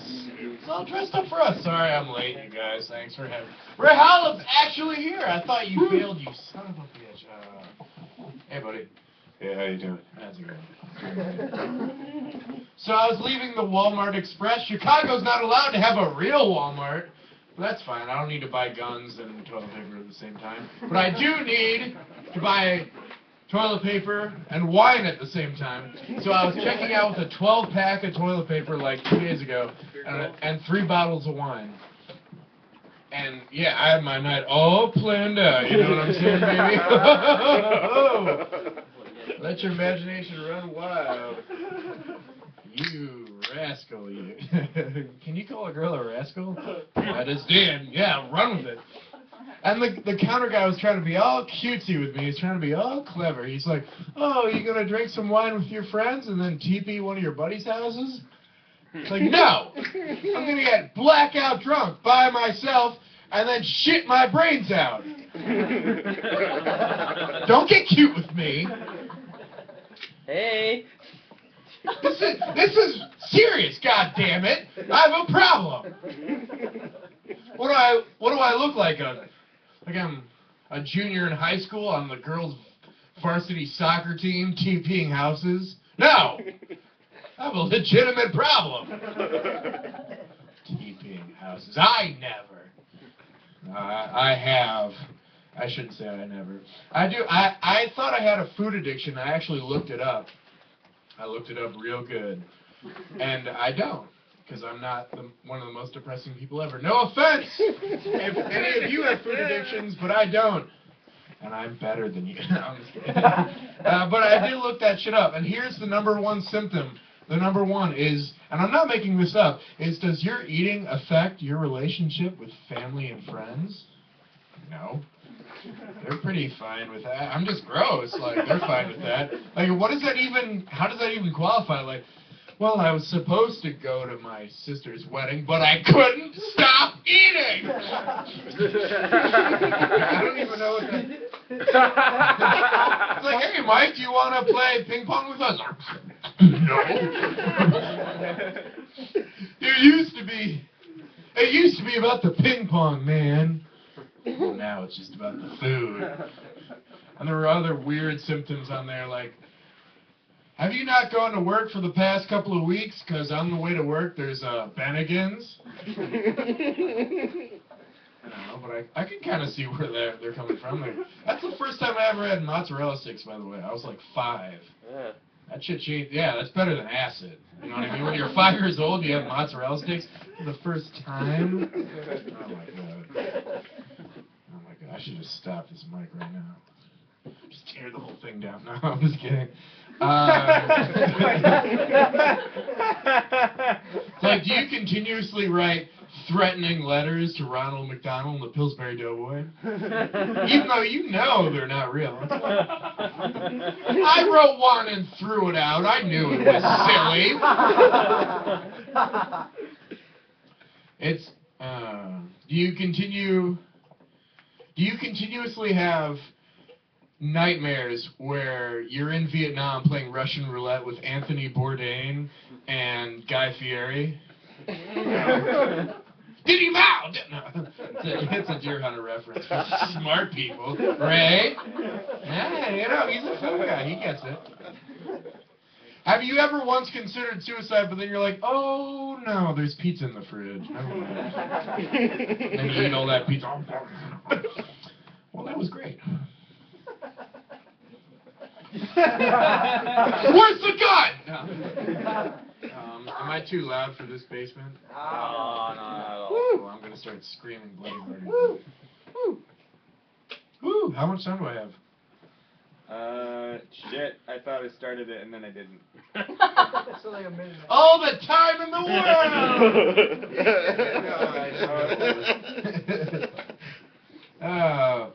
So the other night, boy howdy, Sweetheart, baby cakes, what's your name? Kristen? What do you do for a living? Nothing. No, I'm kidding. I work admin, marketing. No, that's enough. I've had enough.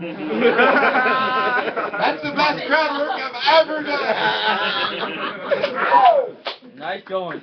Good job. No, that's it. I don't know what any of that was. I had too much to drink. I'm glad we have video of it, though, so we can see what happened. Boy, howdy. What are we on, Tim? After St. Patrick's Day, I came Berries. home a whole mess of drunk, plenty of drunk, super drunk. We're having cigarettes after this, right? Alright, cool. I came home super drunk, and I started blowing chunks. Chunks is the name of my pet monkey.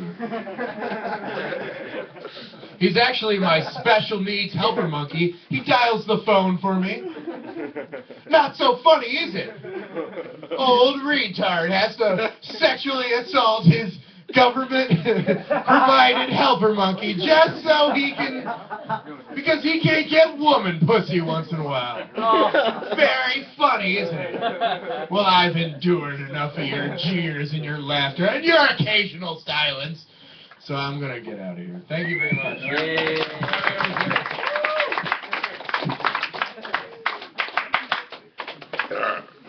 All right, the great Michael Shapiro. Give it up for that's that Mike guy. Shapiro! That's Mr. Mike.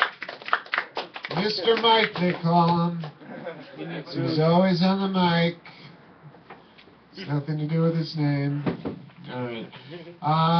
Hey, you guys want to talk movies? Anybody see that Mission Impossible Ghost? What are you doing, man? Just running right in the middle of shit? What the fuck?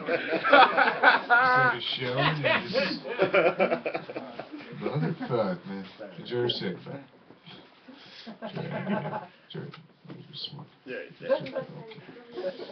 Close that door and then lock him on. Good. No, don't lock it.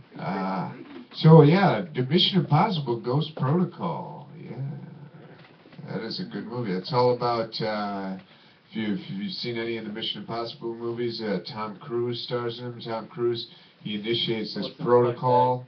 What's that? Never mind. Okay. Never talk again. Tom Cruise initiates this protocol to find if there are any ghosts. Anyone? What's happening? What's happening? I'm in the middle of a very important bit here. I'm just fucking around. No, you can do what you want. It's your scene, man. No, anyway, so he initiates the protocol for the ghosts, you know, because he wants to make sure there's no ghosts around. Oh my God. Trying to get through a fucking stupid ghost joke.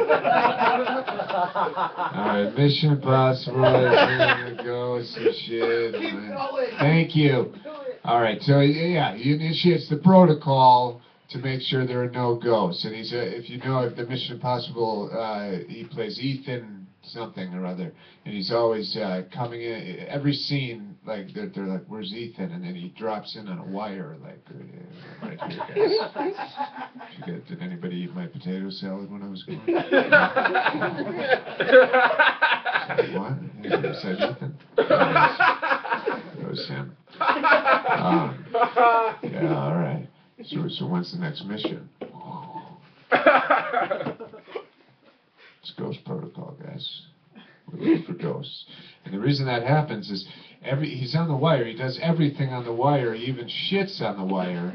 He sharts, and it blows all over his wire.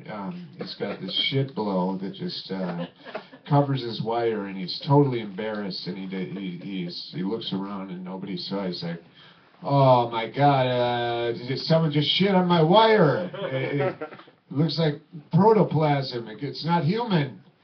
We better initiate like a ghost protocol or something. So that's how that movie starts. And then he lifts up on his wire. All right. That was a lot of fun. Who's next? Am I in charge of this? What's happening? Who just went? Janine? No, Janine Fann's not here. Kevin Mosley, did he was he not here? Tim, I'm just naming people. Tim, Keegan went. Who went? Who just went? Keegan. Oh, Went. Mark Shapiro. Yeah, Mike Shapiro. But he was earlier. No, I know Keegan went. Okay. Is Grace Lusk here? Yep. She's a girl, so we would know if there's another girl. Right. There we go. Okay. No, you're not a girl. You're like a Middle Earth creature. Either a girl or some kind of dwarf man. Pete Jones. Oh no, is he ready? Do we want to bring the power? Come on. Yeah. Take it off, go Money Mike. How about, what did you say? Did someone say Money Mike? Yeah, Money Mike right here. Fucking Money Mike.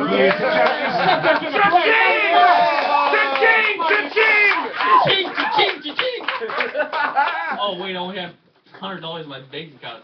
Chong. Oh! Money Mike.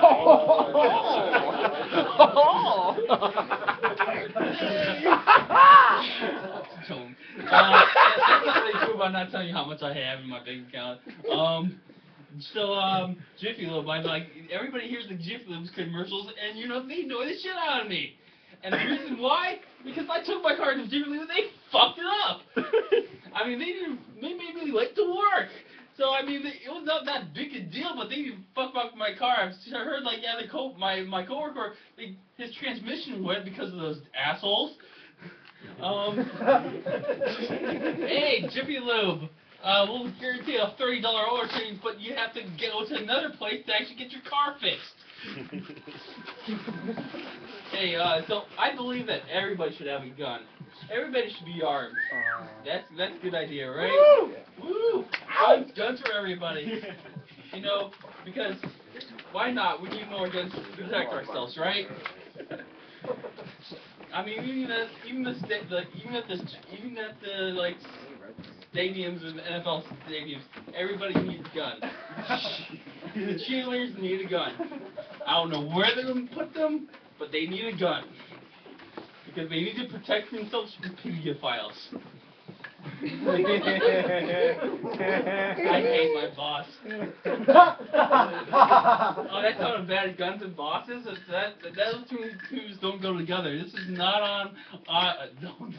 I shouldn't have said that. But I like the man, okay? Don't put two and two together because they don't go together, okay? This is only a comedy routine.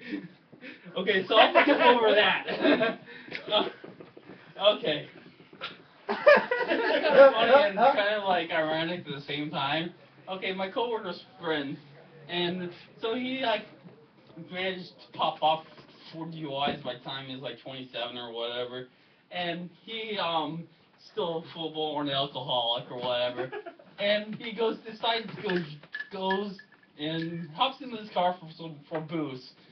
And then there's a cop behind him, and then he gets arrested or whatever. And then he has his vacation the next week. So he is spending the whole week in vacation at Cook County Jail. Isn't that kind of funny?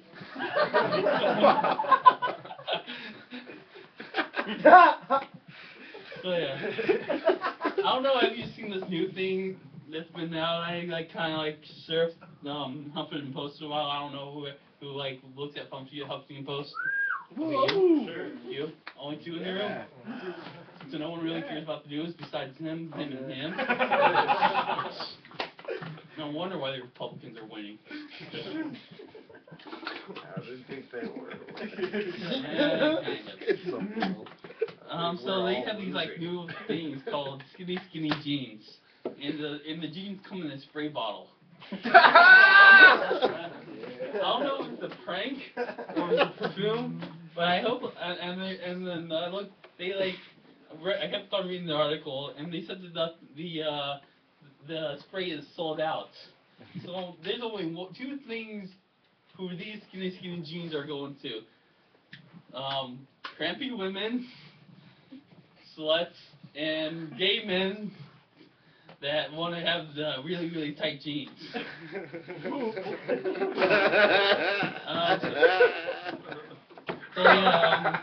anyways, besides that, I don't go on tangents or whatever. But Westport Church, yeah. Who hates everybody in this room hates Westport Church? Church, right? Boo! Yeah. What's really funny about them? They're like a gay organization. I don't even know what they're called. But they bought the house next door to Westboro Church, and guess what they did? They painted their church the gay flag. So now they have to like go to church and look at this thing. It's so funny.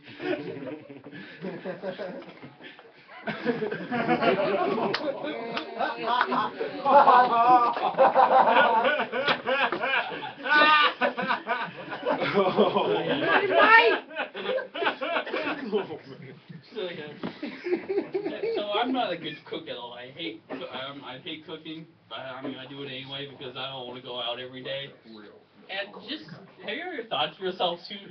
I mean maybe there's some people in the room where that's not such a great cook. Have you ever thought of yourself that what happened to Gordon Ramsay actually started like saying that you suck when you're cooking? You know, it's like you're overdoing that. This tastes like shit. Come on, you can do better. Really? It was just meant for me.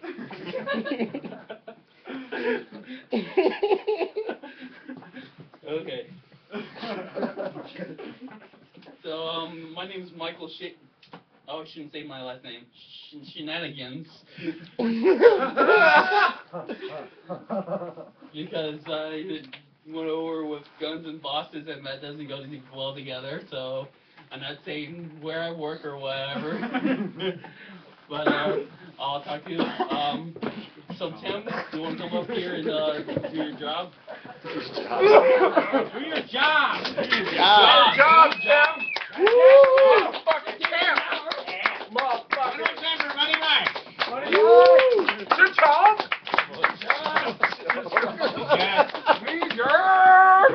He's got a job too. I don't know, but I think he might be planning to do something with the guns and his boss. Not saying what it would be. Maybe he would give his boss a gun. His boss. His boss's name is Goss. Yeah. Goss the boss. Dropbox. That's a nice T-shirt. Did you work at Dropbox? No. Did you work? Did you get that from Dropbox online? My friend went to the headquarters, yeah. Why don't you have a Tim.com? Why isn't Tim.com a thing? The shirt? No, the... Yeah. First of all, yeah. At least get a shirt or something. I get it. The website. Yeah. No, I didn't. Yeah, of course it's fucking taken. You should name yourself like Tim29.com. Or I'm Tim. What's your birthday? 89. You're 89. I'm Tim89.com. That'd be cool. And to be honest, you know, people get the word out. People find out about the guy that makes all this possible. One more time for Tim.com. Actually, that's not. I'm not going to leave it. That's going to be the last time. So why the getup? Why the blazer? I already explained it. I wasn't here. I'm Working sorry. man. Yeah, I noticed you were leaving while I was explaining it. I've got a job. It's a sales job. It's a very stupid, very dumb job. I go door to door. Sometimes to car dealerships where the cars are breaking the floors of the room. And you ask the manager, do you speak English? And he says, and then you get a business card this size that's just women in bikinis. That's a sign of a quality car dealership. They just hand you a picture of a woman in a bikini. That's and it's oh yeah, on one part of the card it said models wanted. Come and audition to be a model. So that's why I'm dressed up. I went to model for that man He's my puppy now.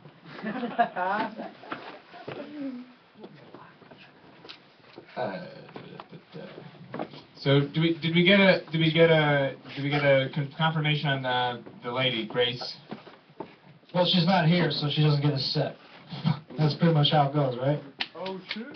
Can't do a set if you're not here, right? I mean, I don't know, 'cause you're right here. All right. Are we ready? Are we ready for the feet? Wait, what? What? Yes. We're ready for feet. I don't know what that means. Yes. Yes. You know what that means? It's No. up to feet. Yeah. No, we're not ready for feet. I don't know what feet means, but Feet Jones. I'll let you take. I'll let you Feet do good. whatever you're doing. All right. How I'm not the about host? Grat? Feet's good. We can go Oh, with feet. That's right. That's right. Grat. Feet's, Feet's good. yeah. Oh, feet's ready. Feet's coming up. All right. This next comedian has a name that's its real name. It's really his name. His real name is Feet Jones, everybody. Feet Jones. Give it up to your host, Bentley, and your other host, Ray Hollop. What's going on, America? Are we feeling jazzed or what? Is this good? Is everybody feeling great? Are we gonna go walk down the pathway to funniness tonight? Are we gonna jog down the boulevard of dreams and happiness of laughter tonight? We're gonna do that shit? Is that how you guys jog and walk? You guys just do this when no one's looking? I'm going somewhere. Where? Oh, wait. That's how I'm missing the bus. That's how I'm missing the bus. Everybody, what's up, Constantine? What's up, man? I saved Constantine's life like a month and a half ago. It was pretty crazy. I was actually training to be an EMT, and we were here, like having a grand old time, and then Mike, close that door, please. It's cold. It was like I don't know, like a month ago ish. Oh, okay. No, this is when we went to that taco joint on Belmont. Oh, is this thing? Yeah. Okay. And I was sitting down and I was talking to Nick Barr, and I'm like, dude, Constantine's gonna pass out. And Constantine walks in, he's pale as shit, and then he walks out into the street, and he was like walking, and then he does one of these, and he just like slumps down, and I drop my tacos, and I go, I'm like, yo, you're passing out right now. I'm like, talk to me, breathe. And then I was like, did you take anything? You know, getting his, they call him pertinence, getting his history. So whatever, make the long story short, he was all good, he just needed some air and a car ride, so he's still alive, obviously, so something worked. I made it! I made it! That's what you should have did. I'm pretty sure once nachos are purchased by you, they're your chose. If you get my drift. If you get my nacho drift. It's drifting in a nice boat of nacho cheese towards your nose. Smell it, embrace it. I don't usually bring notes. I don't usually bring notes and jokes. So this is jokes and notes right here. So I don't usually do that. I don't believe in that. I believe in get your shit together, go up on stage and fucking do it. Don't go up there and go give a gobble a goo. Oh, gobble gooba gook.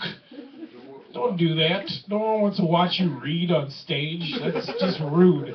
It's like inviting you over. No, I'm not saying you. I'm just. Why are you doing it now then? Because I've never done it before. It's my first time. So. It so much. Yeah, I'm like, why am I doing this shit? Look at me do this shit. Look at my ass. Who do I think I am doing this shit? I took a cab over here, and my cab driver, he took me the wrong way, and I got upset with him, so I started to talk back to him. And I'm like, yo, if you don't take me down Cortland, I'm getting out right here. And he's all, and I'm like, seriously, dude, if you don't take why are you taking Webster? I said take Cortland. I'm getting out. So I go to open the door, He stops the car and locks the door on me like some stalker crazy. Oh, hell no. Where do you think you going, motherfucker? I wasn't upset that he stopped the car and locked the doors on me. I was more or less upset that he wanted to start a fight with me and he didn't know enough English to have a fucking strong directive point. And I was like, motherfucker, what are you talking about, motherfucker? My mom's not even here right now, first of all. You need to come out with a better swear word to yell at your passengers when they're trying to get out of your car because you don't know where you're going. So he goes on this tangent, motherfuck you, and all you bitches. And I'm like, it's only one person in this car, dude. I don't know. You can call me a bitch. That's inaccurate, but two bitches? It's a little much. That's a lot of bitches to be the one. So, I didn't like that. I'm just letting you guys know that. It's just very awkward. I grew up in the suburbs, which was cool for about a day or two. But it was more confusing because white kids would ask me like, "Oh, what's going on in the black? What's the black thing? What is it? What is it these days? Those medallions with the Africa, with the pendants? What are you, cross colors? You guys wearing cross? Oh man, that's a black thing right there. That is the only time where I've ever actually said that's a black thing. So everybody else, back off. You don't fucking even want to know. Yeah, black people, as Spike Lee, we used to walk around with pendants of Africa as if we really want to go back to Africa. Fucking diseases everywhere, lions. No, thank you. The only lion that I'll actually deal with are the domesticated cats. I'll deal with those mini lions, I call them. But I am not going back to Africa, nor do I ever want to represent Africa ever. The only thing good about Africa is a lot of it, and people are very genuine. You'll never meet any weird Africans. I don't know. I've never met any awkward Africans. Yeah, so much for this fucking joke shit. Never doing this. This tainted everything I believe in stand-up comedy today. For myself, personally. Everybody has their own thing, right? Like, some people write jokes on the toilet. Some people write jokes in airplanes, I don't have enough money to fly, so I pay for airplanes as opposed to buildings. But I'm gonna leave you with this. I don't like my name much. I always wish that I had a cool name, like a name like Balthazar. That's a pretty prominent, strong name, or maybe like Braille. That'd be a cool name. It's a unique name. Braille Kennedy, I think, would be a good name. I really wish my name was Keith. Because there's nothing punny about Darius. You can be like, "Yo, man, I think your wife's ugly." And you'd be like, "What? What'd you say?" And go, "I'm just Keithing it real. Because I'm Keith." That's what Keiths do. I'm going to get off the stage and burn my book. I'll be upstairs getting drunk, thinking about my life. Thank you, Darius. Mike Wiley's going to headline. He's funny. He has the longest special I've ever seen. You do. Yeah, Darius. Give it up for Darius. When he went against his beliefs, which I stand with him. Never use a note, because that is fake. It's not comedy.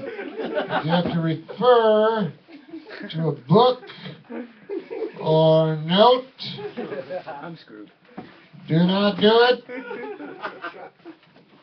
This joke can't be funny for that long. It just stops at a certain point. Has that point reached? I think probably about 5 minutes ago. Alright, I don't know. Turn it to Bill Cosby. It was about 5 minutes ago. That's terrible, Bill. Alright, that's terrible. Every time I try to do the Bill, it doesn't work. But then when I say it doesn't work, I'm in the perfect Bill voice. You gotta... No, it doesn't work. No, no. Bill Cosby doing the pudding pop and everybody's eating the pudding pop and nobody wants my pudding pops anymore. You have to say a word and if I say another word. Is that Bill? That's Bill Cosby. Well, you got to see what you do. Because if you don't see what you do, that's when you see what you don't. But then you gotta he started the whole thing here. So he waits 40 seconds, then he says the next thing. So what the fuck's he doing? And then when you know, that's when you know when the pudding pop is really good. Then I wait another 45 minutes and I come home. Really made it weird there. Really made it weird. What am I looking at so intently? This is so stupid. It's like I can't even just be. I need to take a note from Darius. Just be.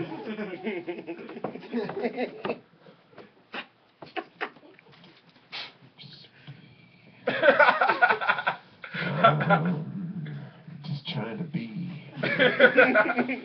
Alright, let me tell you a quick thing. Tell you one quick thing.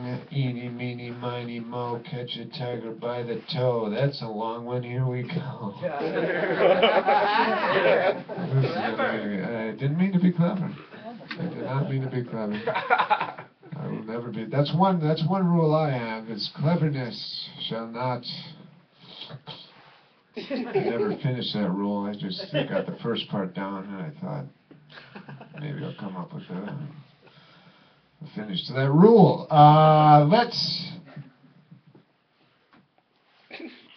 check the board here. We've got some, how many is there another page? Because I don't want to do what I did when I did what I did, which was something. So, there we go. Someone on the mic with me. I'm looking, okay, you know, I know what I'm doing. I just have a brain disorder. And it's been with me for a minute or two. It's short-lived, but it is there. Did we already get to the headliner, Mike? Not yet. Yeah, let's see. We got Kevin Mosley's not here. I didn't see him. We're gonna do. Okay, I'll let you fill it around till you. All right, Tim, you tell me not for what too to much do. longer. I'll talk at the same time so nobody can Oops, understand sorry. what you're saying. Go So ahead. next will be number 15. Okay. Oh, thank you. I'm like a little child. Like, okay, this point and there it is. Is she here? Yeah. All right. I'm going to say it like it is, because I know her, and she is good, and she is a treat after what you've been through for the last 10 minutes. My God, get ready for Janine. I'm a fan of Janine Fan.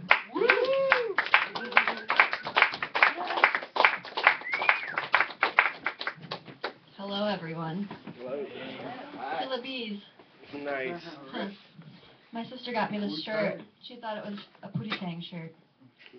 So. I was thinking earlier today about how human beings are always like wanting what they don't have and blah blah blah. And you guys can feel me, right? Yeah. If you want. For like money. I was thinking, you know, I'm not like normal. Like I'm really abnormal, I think, but really I'm not. Like every human thinks that they're like weird. But whenever I think about the grass is greener thing, I think we don't appreciate what we have when we have it. Like when I have a lot of toilet paper, I will act like I have a wound or something, and I will use so much, and then I'll clog up my own toilet. not with the toilet paper, but I mean, anyway. And then when you don't have it, you're like, what can I use? Why don't I have it? It was so nice when I had it. You know, we don't appreciate things. Speaking of that, between my mom's jeans and my dad's jeans, I'm surprised I can zip up my own jeans, but I can't really fit them on anymore, so I wear this. Someone earlier asked me if this stain right here, can you see it? They asked me if it was jizz. I'm a nanny, and it's baby puke. What's the difference? Believe me, I'm wondering, because I've been watching 3 newborns for the last week, and I can't really feel my face because they grab at it. They go like this, and you feel bad if you're going to, like, tell a baby, don't touch me. Like, I love you, don't touch me. But I'm like, they'll pull my hair, and I'll be like, give me my hair back, you little fucker. And then I'm like, there's an nanny cam here, I wasn't talking to you. I'm like, oh no, I'm just kidding. And then I eat all their parents' food. That's really what the job's all about, the food. But yeah, so anyway. Driving here, I realized I had one tail light out. I was swerving, and it wasn't even because of any other reason other than I just can't see. But I made it all the way here because I wanted to share this night with you in this basement. Because I wanted a chance to do this without my coat on. I watched the video last time, and I was like, take your fucking coat off. What is your problem? That's me. My sister had the same comment. Does anyone here have a sister with scoliosis who always talks about how you made fun of her? Jesus Christ. I'm like, hey, what should I do in my stand-up tonight? Talk about how you made fun of me and my scoliosis. I'm like, Jesus Christ. Well, you're fucking crooked. Do some yoga or something. I'm sorry that you hate yourself, but at least I'm trying to make an art out of mine. She's in Miami right now with this really ugly gay guy. And I'm like, if you're going to hang out with a gay guy in Miami and he's going to be ugly, I don't know, you might as well just, like, go to Kalamazoo, Michigan. Because, you know, that's where all the hard bodies are, in Miami, right? You know, you been there? Hard bodies. I haven't been there either, but I've heard it's fun. I had written some jokes down, but I really don't know if they're appropriate. Like, there was one about a fucking Segway and how they're dangerous. I don't do them because they're dangerous. Does anyone get that? Oh my gosh, someone else had to have said that before. What are you laughing at? Me? I thought so. I had a dream last night that I was a carny. Like, I really had a really long dream about being a carny. And I was doing a game where, like, people pay to throw a ball and win candy. And this dream went on for a really long time. And I think that has something to say about the fact that I hoard candy. And I have candy in my Jeep, and I really would like to give it away. And if you want to come by my Jeep, first you'll have to help me find it. I never fucking know where I parked. Then I'll give you candy, and then we can go on the Ferris wheel of our dreams.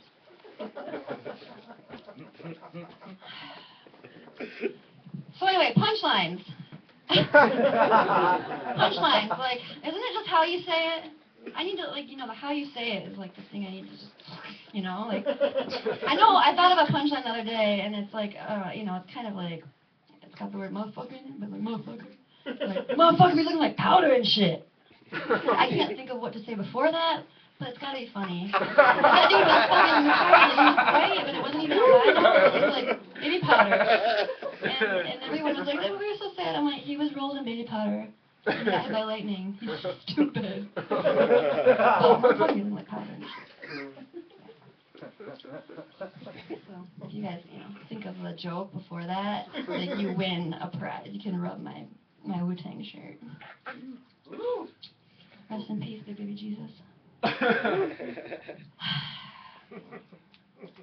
Does anyone here ever get random texts from their friends that ask them to help them with something creative, and then everything you say, they're like, and then you send them pictures of boobs, and they're like, you're so funny. But those aren't my boobs, but thanks. You know, like I found a picture of boobs on my phone, and that's what they want. Like they want that from me. They don't want actually what they're asking for. They want a picture of my grandma. She doesn't wear a bra or teeth, but hey, my fucking grandma, okay? When she answers the phone, she says this. Hello. Huh? And then she'll always I like knowing what to expect. It's always the same thing. And she never, I don't know why she answers the phone. She always hangs up on me. And we have caller ID at my dad's, so I know that she knows it's me. But I go home and she's just like, she wears this crocheted sweater I got her. No bra. She's so cool. She's always smiling. She's always smiling because she's like, I don't know what's going on. And I'm pretty sure she can't see. And I know she can't read, but that's not, I don't hold that against her. I hold it against her that she gave birth to my father because he's so mean to her. Like, he sits there and I'll go home like once a month and he's just yelling at her about how she doesn't know how to wash dishes properly. And I'm like, I like those lip marks. I know what to expect when she does the dishes. I know my grandma watched this because it's full of lip marks and old, like there's old, like corn inside of it. God, you hate my grandma. She hates you too. No, she doesn't. She's got the thing. I got the thing from her where you just love everybody, even if you can't stand people, you just love them. I actually spent like 15 minutes at the Red Line. I think it was at Wilson. I was having a really bad day, and I didn't have any money, and I didn't know how to get home. And this guy was trying to like sell me something, and I told him I had no money. He's like, "Here's a card. Just trade me a hug." And I sat there talking to him for 15 minutes about my life, and then I hugged him, and then I actually gave him something, and I don't remember what it was, but I feel like I'm missing something now. So that's at the end.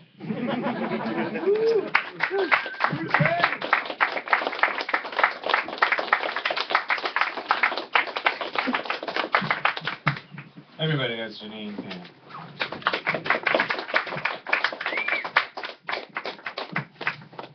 Grandmother sounds so mean. Yeah? She would yell at the waitresses. At the next. Oh, you don't know where that's at. Is she still alive? No. I didn't think so. She's communicating with me right now. Yeah, I can feel her presence.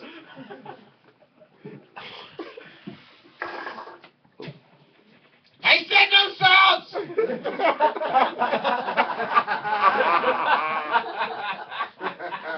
I have high blood pressure!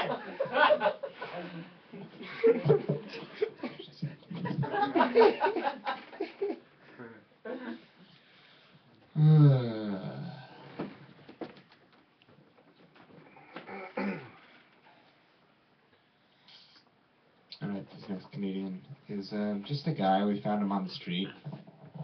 He's nothing to do with anything you've seen so far. He's a total wild card. He's sort of the wild card comedian. His name has not been discussed, nor the origins of his name.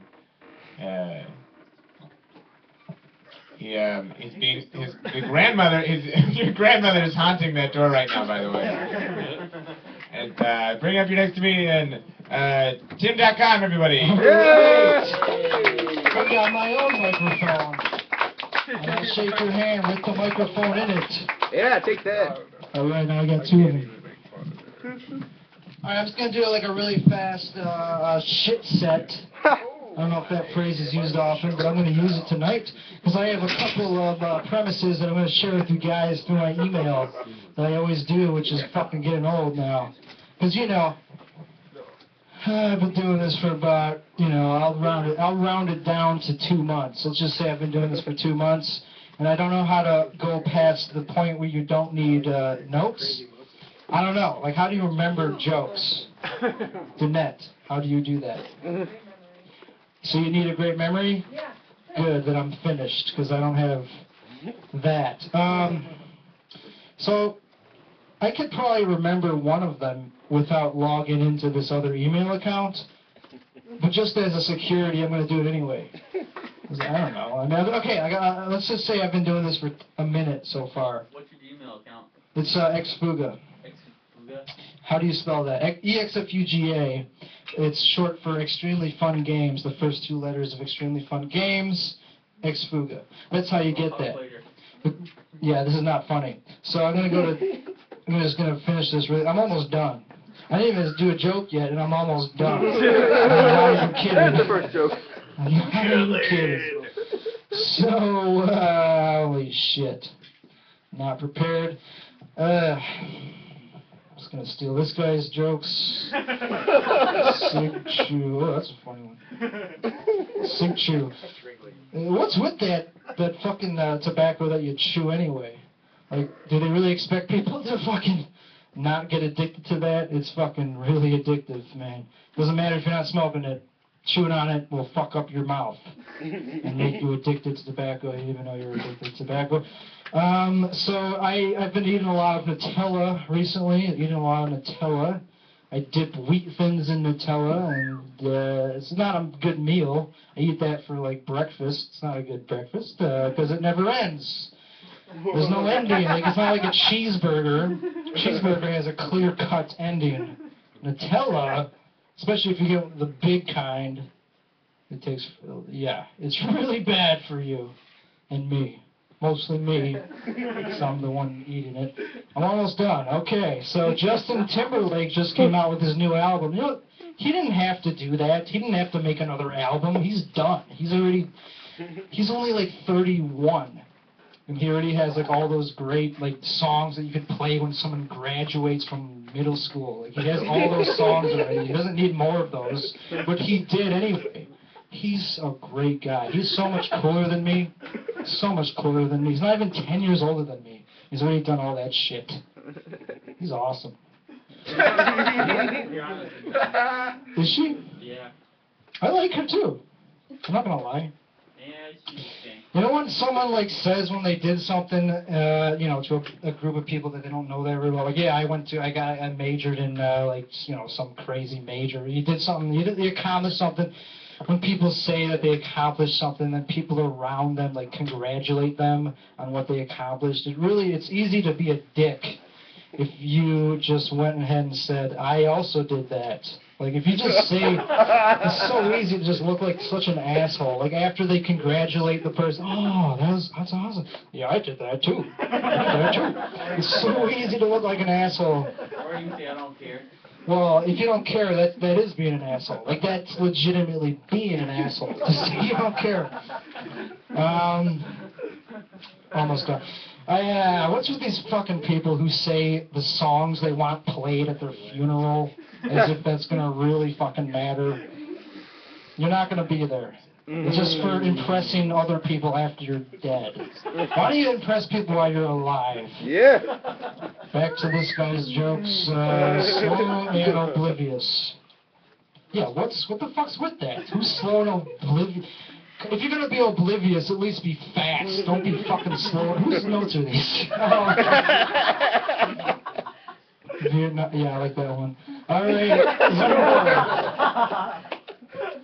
Literally one more. So a girl stole my heart once. So I took her kidneys. Thank you. I'm Tim.com.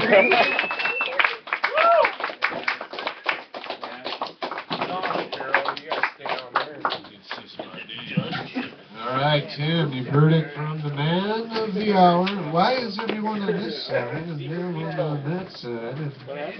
Ended up high. Stick around, guys. We got a big headliner coming up. How many do we have? We got like one more guy Before the big headliner? That's it. Yeah. So I think so. You went. That's it. That's it. I will make it happen. Oh, okay. Okay. All right. Hamburger, hot dog. What the hell's happening? Okay. You want to Slow and Oblivious. Why did you have to, bring that up? It's a terrible joke, is what it is. They're making a new Fast and the Furious. They're making a new Fast and the Furious movie called Slow and Oblivious, Total Slow Drift. And it's about what's that? Booze? Okay, one. You're asking the performer. You got booze? You wouldn't know you got booze? I'm looking for booze. There's a guy up on stage with a microphone. He got it. I'm looking for it. No, I don't want one. I'm still doing your voice. You got close the door. Trying to bring everybody to my level. What, you're cold? No, suicidal. Can I help? Huh? No, not you. You can't help at all. Yeah, Slow and Oblivious, Total Slow Drift. It's just, it's when it stars Arthur Idis. He's an old man, and he drifts into oncoming traffic, and he blows up. And it's a total drift as he drifts in, and he's just oblivious. He's like, what's happening? I don't know what's going on. And then he blows to oblivion. Slowly, though. It's a slow drift. Slow oblivion. I just wanted to tell you one more thing before we get to the next guy here, and that is, I just want to try because they're quick. I've been taking these vitamins that are B vitamins. I take B vitamins, but I have to take so many of them because they're so tiny. Because they're for bees. They're B vitamins. I took ant vitamins, but that just takes too long. It's little vitamins that'll live. I started chewing a nicotine gum. I never smoked cigarettes. I used to chew cigarettes though. There was a lot of burning sensation when I did that, so I stopped chewing on them. And I went to the no, I didn't. Let me just tell you about my Aunt Carol. She used to give me these shirts. They have a wolf, a lightning bolt, and American Indian on them. And she gave me all these shirts with the wolves, the lightning bolts, the American Indians, and all. It started when why am I doing this voice? I don't know when I started that or why I continued. Just continue to see if it's nothing. My Aunt Carol, she got me these shirts with these wolves, lightning bolts, American Indians. I hated these shirts. But it all started when I was 12. She got me one of these shirts. I opened it up. I knew it was closed. I wasn't excited, but I opened it.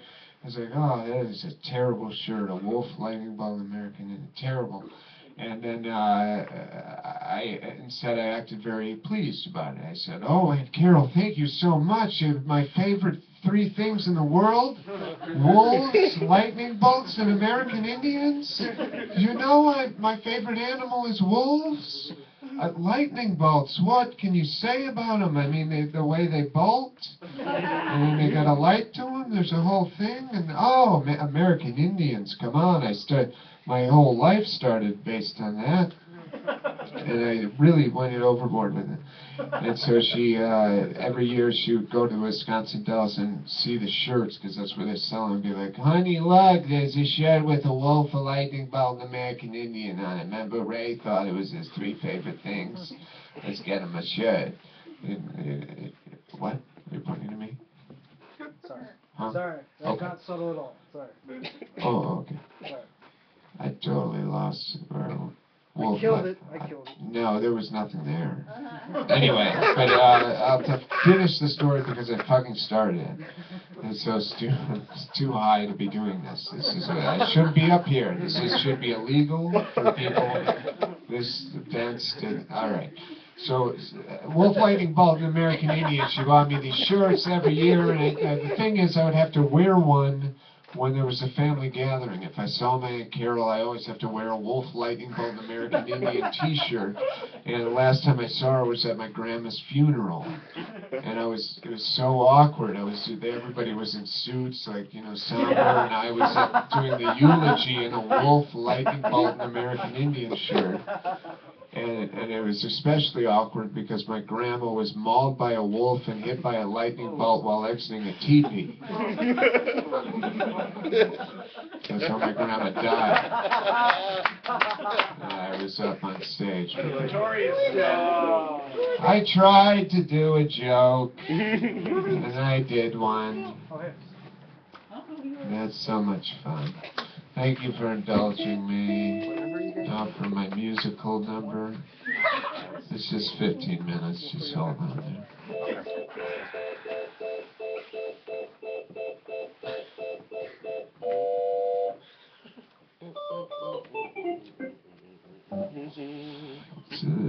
Okay. This is like when I used to be a kid and I had the Ray Hollip show. And I would be in my bed and jumping around and think I had, like, people, fans and stuff, except this is like feeling like everyone hates me. Like being the Ray Hollip show, but it's Sorry, I just have to introduce the next comic because he's so anxious. He's so anxious to get up. I mind. It's bothering me more than it is your problem. Why didn't you just say it to me? I made a weird... that was the gesture? I made a weird gesture like this to show that he's anxious, and I pointed Now, at him. Kevin, Yes, I am kind of, because I want to get to the headliner. I feel like the biggest asshole here. I thought we had a one. And another person. Oh, my God.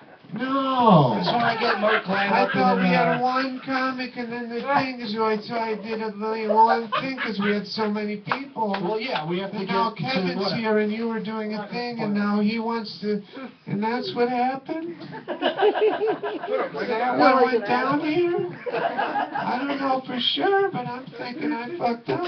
I really blew this. Oh, give it up for, if I knew the name, it would be great. Really? This is like the 5th time we've performed together. Oh, I'm sorry, Mark. Yeah. You can see him? Is that Yeah. Mark Latt? Yeah. You were motioning. Yeah. I'll try that. All right, this is me. This is me pretending that I knew his name. Just kidding. No, I did know your name. Mark, I always know your name. But I did, you did something with your hair.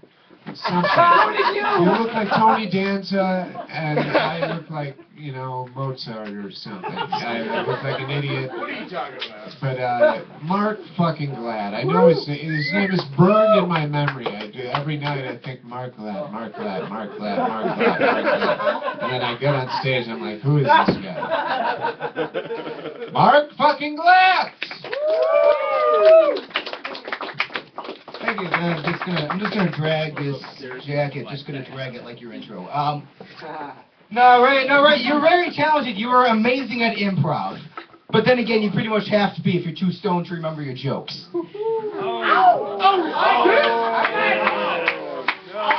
That list of jokes, honestly, I think that list is titled "Anything But Bring Up Mark Glad." I think that's. Okay. I'll leave you alone.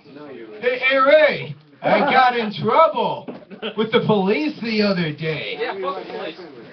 I got in trouble because I was driving and I didn't come to a complete stop. That's why they haven't caught me yet. Hey, Mark Glatt jokes spoken like Ray Howard. My family runs an Italian restaurant. We're not Italian, we're just Jews who know that Italian food sells.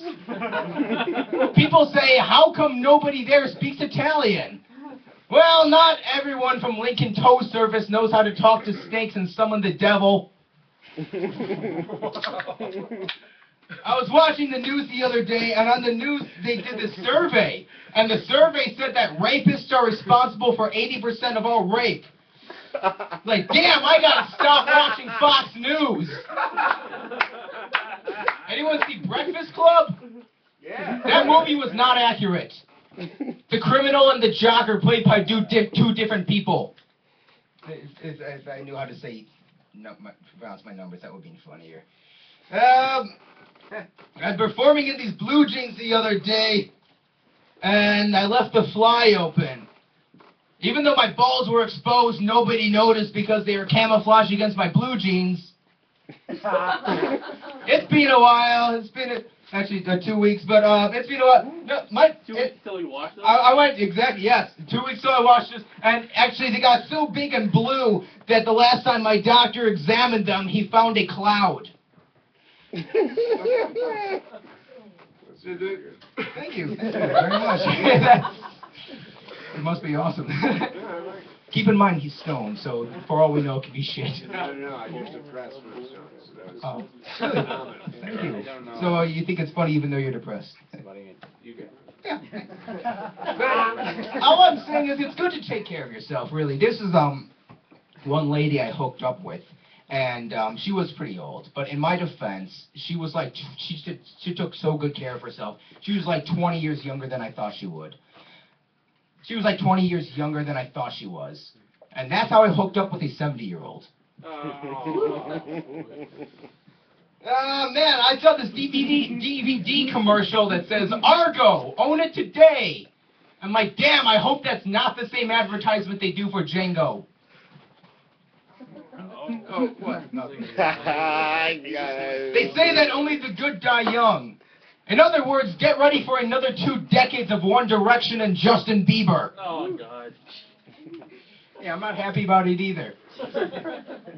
I was driving the other day, and I was behind a bus, and you know the buses have advertisements on the back, and it's an advertisement for American Apparel. You know, there's a lady on the back like this, naked. Her whole ass is exposed, naked despite the fact that it's a clothing commercial, but she really had a really nice ass. So I immediately drove around to the front of the bus because I wanted to see what her tits looked like. I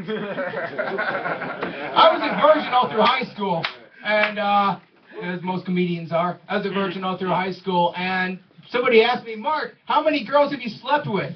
I didn't want to answer, so I just flashed him the peace sign. He said, oh, 2, not bad. Not bad. I mean, this is really rough. Really rough. Performing in front of comedians, like, 1 minute? Yeah. A sarcastic minute left.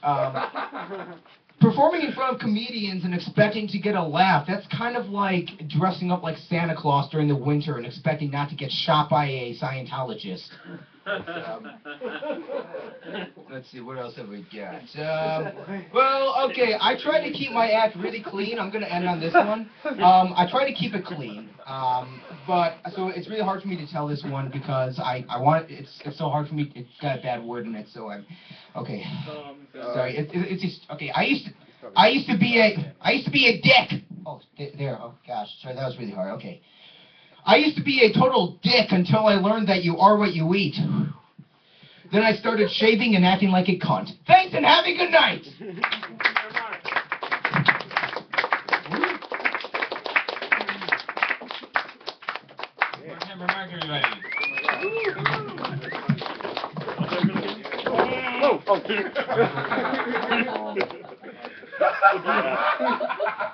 I got a long list of jokes to get through every time. I might just improvise in the middle of each one instead. So we'll just see what happens. I do have one thing. I do have one point. Who? Dig in the night. It's been said. Yeah, no, but I didn't say it yet, and I wanted to get it on air, and I did. I did. Okay, who drove here? Who drove here? Okay, good to know, because I don't want to walk. Your next comedian is not your headliner, right? Actually, he is. Okay, your next comedian is your headliner. We will choose that. Who here is not a comedian? No, it's Okay, 2, 3, 4.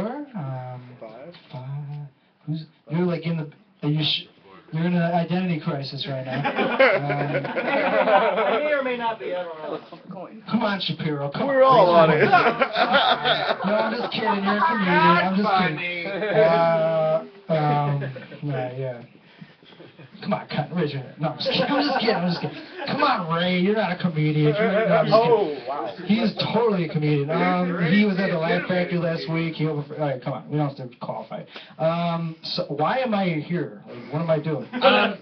Why did I ask that? You're taking a poll. Oh, yeah. But I'm going to introduce this next comedian. He's a headliner. We're really happy to have him. Very down here. excited He's for him. extremely funny. You guys, give a huge round of applause to Mike Wiley, everybody. Hey, Mike! Hey, Mike!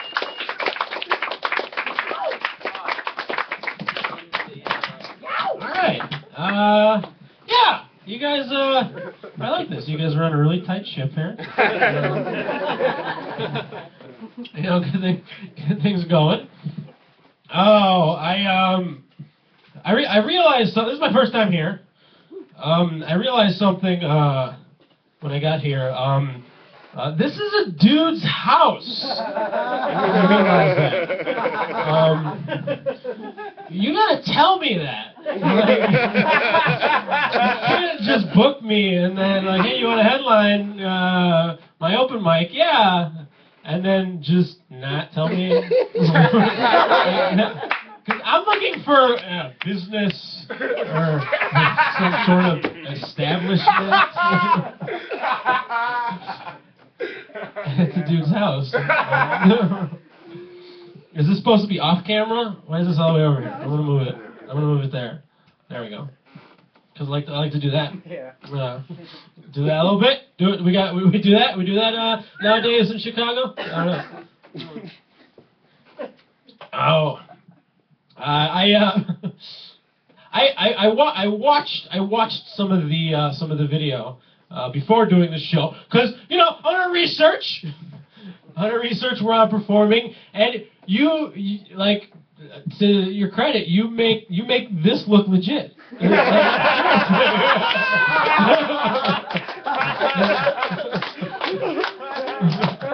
look at it I'm like, oh, all right, they got nice stage back there.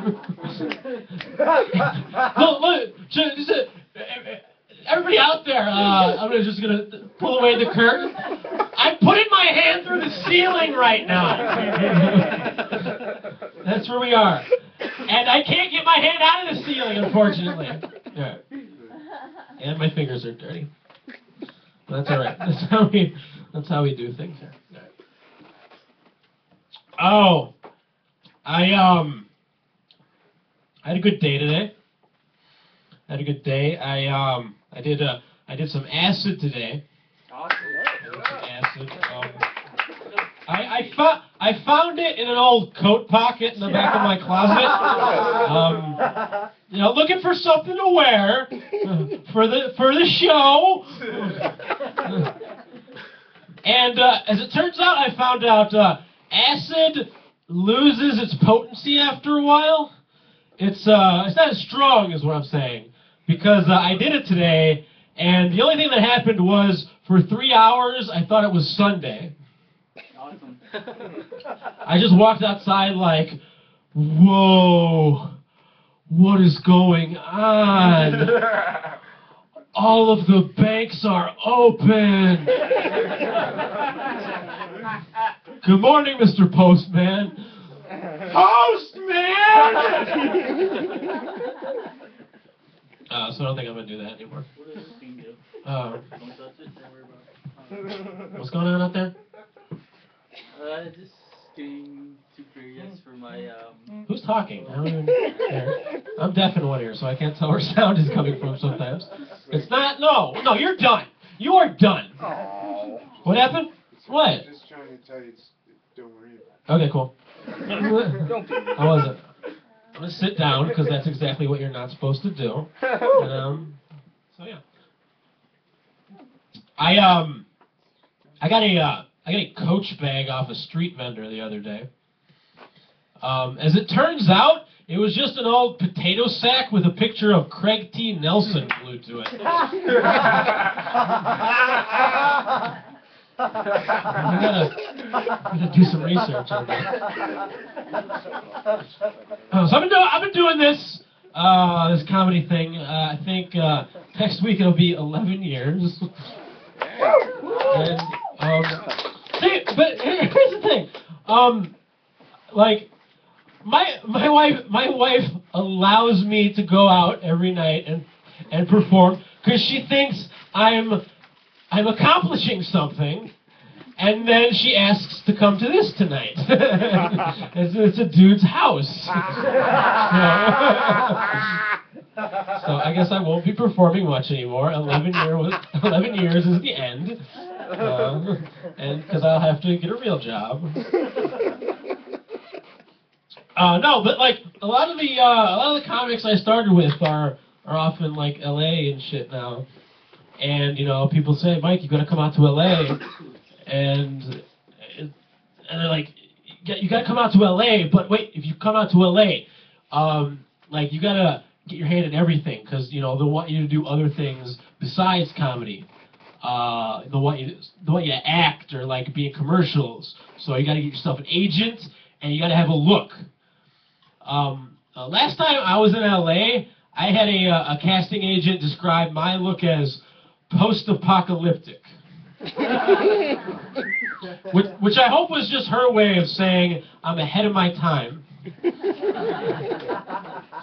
and not that it looks like my DNA has been ravaged by nuclear fallout.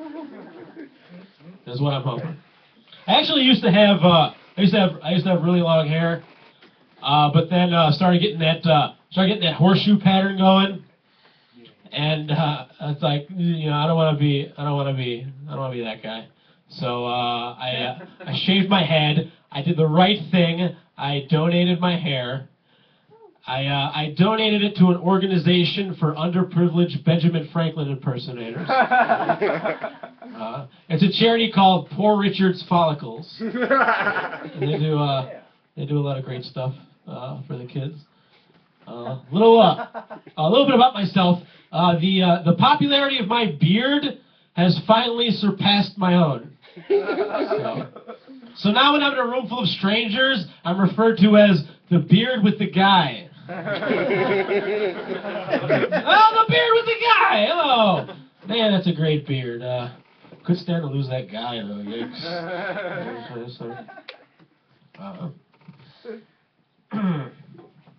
I've been growing this beard for like 5-6 years, and my parents hate it. My wife hates it, but you know who loves it though? Total strangers. Total strangers and bumblebees for some reason. Because on more than one occasion, a bumblebee has gotten caught in my beard. And interesting thing I learned, easiest way to end a conversation with a pretty girl is have a bee land in your beard, and then try to get it out by drooling on it. That was the best idea I had. I panicked, and you gotta do something. You got bees in your face. Fucking take care of that. However possible. What do we got going on? We got Obama. Obama there, wiping his ass with the Constitution, trying to take all our guns, indefinitely detaining U.S. citizens, and I am pretty sure he is the main reason my apartment is filled with quartered British soldiers.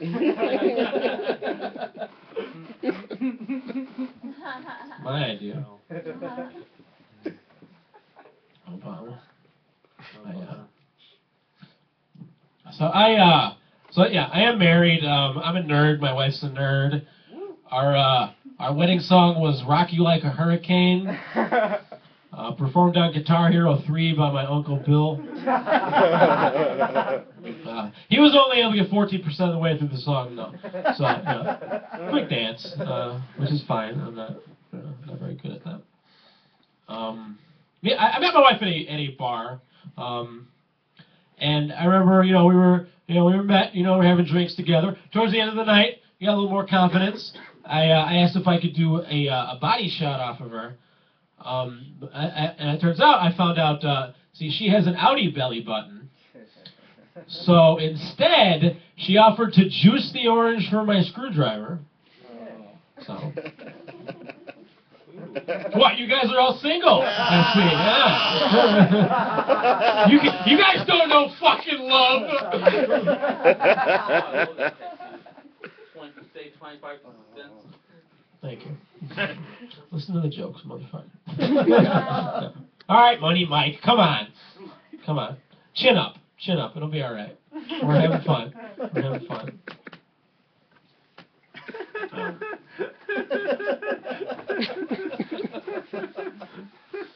I grew up in the 90s. Check this out, Money Mike. Money Mike. Check this out. Oh, Money Mike over here. I grew up in the 90s. Along with my sister. And see, my sister, come on, look at me, buddy. Don't be shy now. We had a whole thing going on. You're complimenting me. You know, I want to fucking know more about you. And in order to know more about you, I'm going to talk about myself. So here we go. My sister, she got a Public Enemy tattoo. That's cool, right? It was a chain coming around her neck, attached to a full-size Flava Flav clock on her stomach. And I thought it was the dumbest, ugliest thing I'd ever seen. But I actually changed my mind about it, because recently she had a baby, and now it's a badass Salvador Dali painting. So yeah, give her a halter top and hand her a Chardonnay. She is sophisticated. I did this! I was walking by a pet store! Alright, that was that joke. I was walking by a pet store. There was a sign in the window that said, "Adopt a homeless turtle." I walked in, it was just lizards. You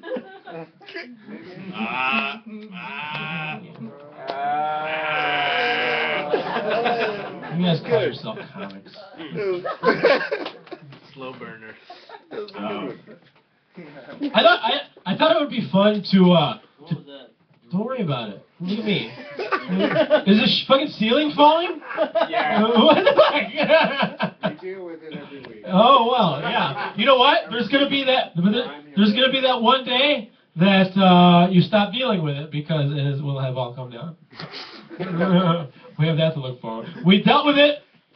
We deal with it every week, except for that one week when everyone died and we had to stop dealing with it because we were dead. That's what happened that week.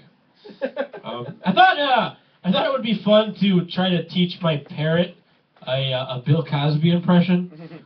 So I had the Cosby Show playing 24/7. But after 3 months, all my parrot did was start wearing ridiculous sweaters.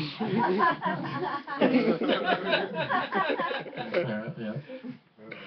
Thank you. That was a successful tweet from the other day. Good internet mileage. I thought, hey, I'm going to bring it to the Dude's House open mic.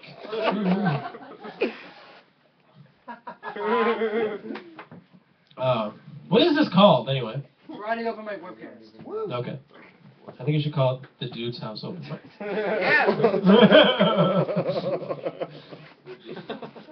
Because that would let people know where they're going. What the heck?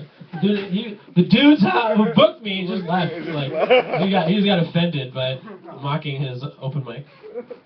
And then it's fun. How much time am I doing, by the way? Just 15 whatever. All right.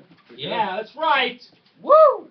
Up to 15. Yeah. Well, you know what? You have no room to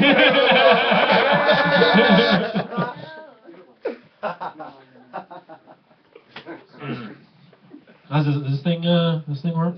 Mm-hmm. Woo! That's not the sound that's not the sound I wanted. My bit's not gonna work with that sound. So it's kind of unfortunate. I learned this about being married is women's deodorant not as strong as men's. Other than that, I woke up late. I was rushing around, accidentally put on my wife's deodorant, went to work, wound up making 23 cents less per dollar.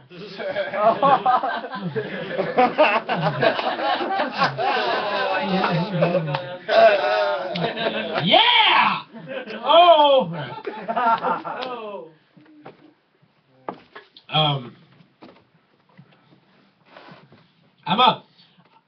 I'm jealous. I'm jealous of my brother's washboard abs, you know. But he's jealous of my Ouija board abs. So it's like the other day he's all bragging, like, yeah, I just did 12 sets of crunches. I'm like, oh yeah, well Grandma says hi.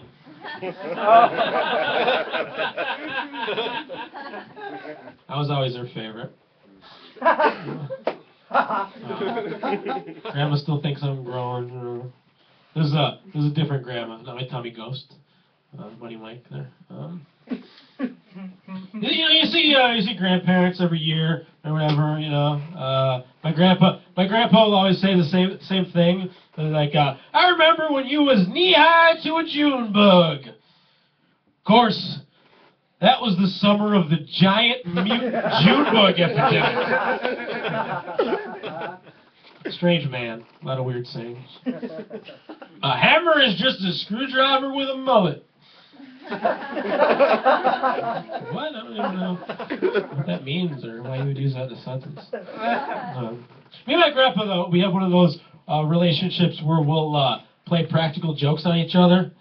And I remember there was one time, sitting in his living room, you know, we're watching TV, he's got this big bowl of peanuts on his coffee table, and he knows I loves me some peanuts, so, you know, I'm snacking away. And all of a sudden he looks at me and he's like, hey Mike, you want to watch a video I just rented?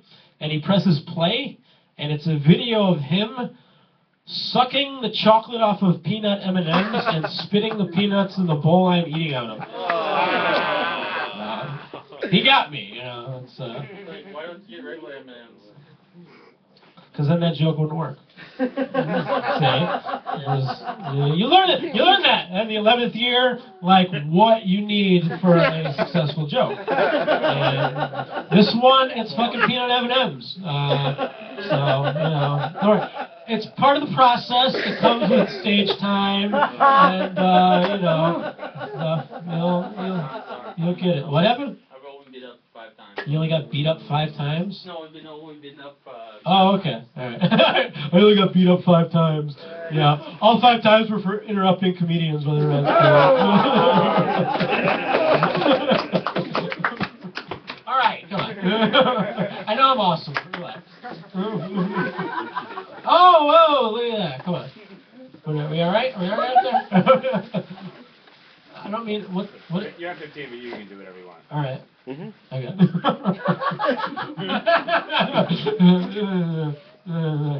Everyone just does weird hand gestures here.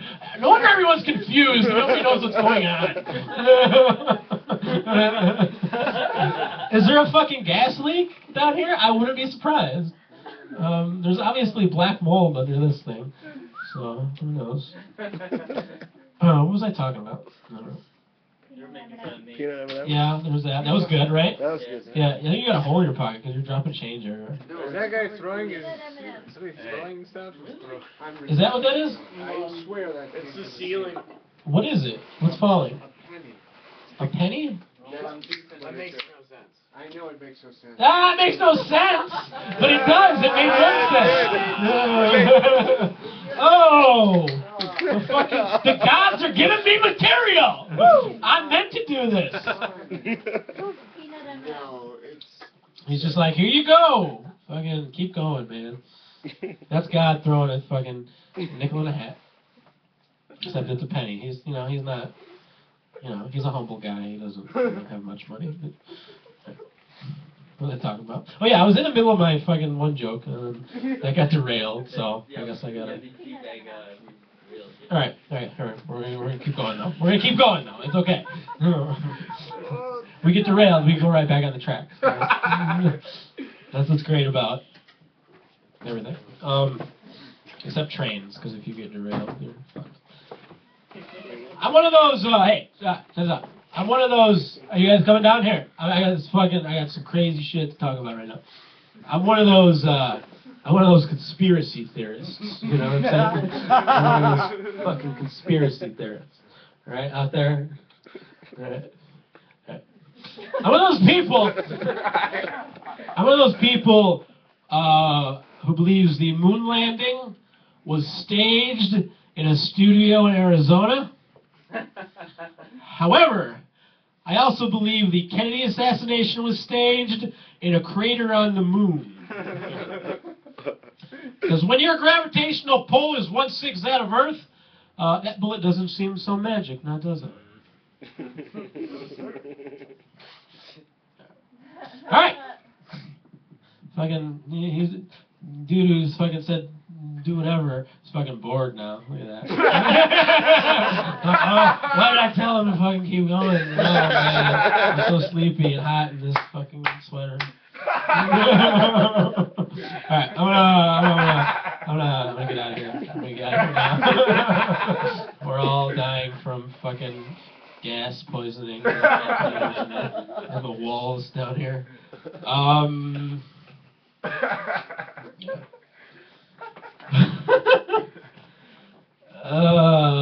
Should I do an oldie? You guys don't know me very well, do you? Do it. I have no friends. You guys don't know. Like, I get excited sometimes, like, oh yeah, these guys don't know me. But in the back of my mind, it's like, oh, these guys don't know me.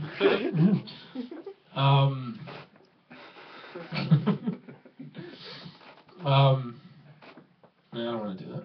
I'm gonna change my mind. No, you don't even know what it is. Oh.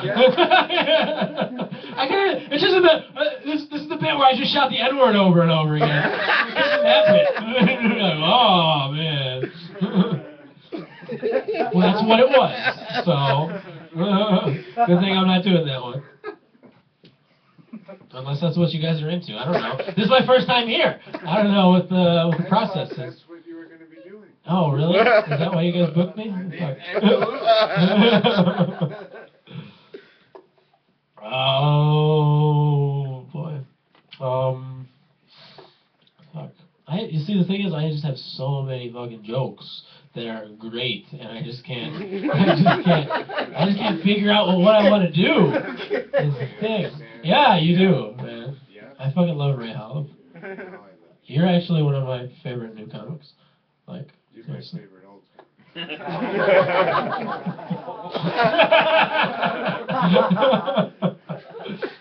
That's on fucking tape, and it's gonna be on the internet.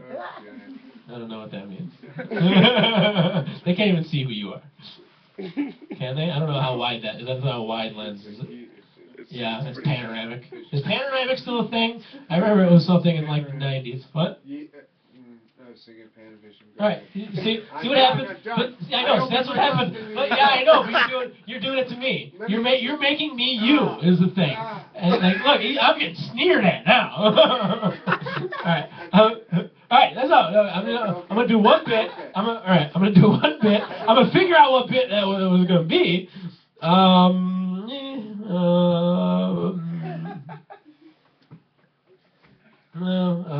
You had 2 hours to decide what bit to do. What's up? You had 2 hours to decide what bit to do.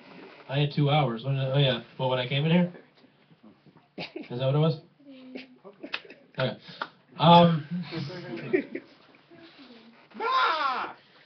Hey,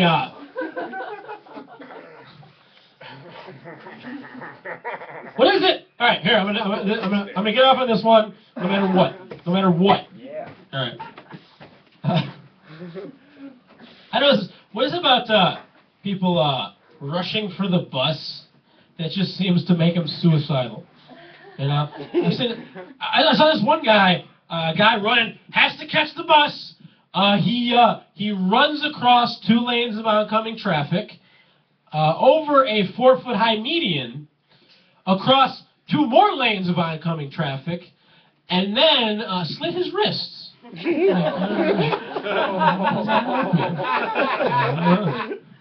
must have been a Justin Bieber fan. There you go. That's fun. Is anybody gonna play me off?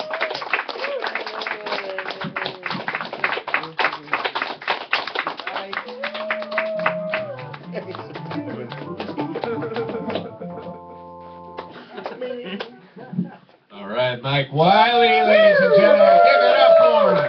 We got a real fucking comic in this house. No, we all are, but he's just a little better. No, I'm just kidding. But no, he's great. He's amazing, and I saw that tweet that he put on, and I favorited it, or whatever the fuck you do online. Poked it or something. I poked his tweet, and now we're getting married. All right, do we have anyone else, or is that the end of the night? He was a headliner. Kevin? Oh, Mosley. The post-headliner, headliner. Is there Kevin Mosley in the building? Kevin Mosley. Okay. Kevin Mosley.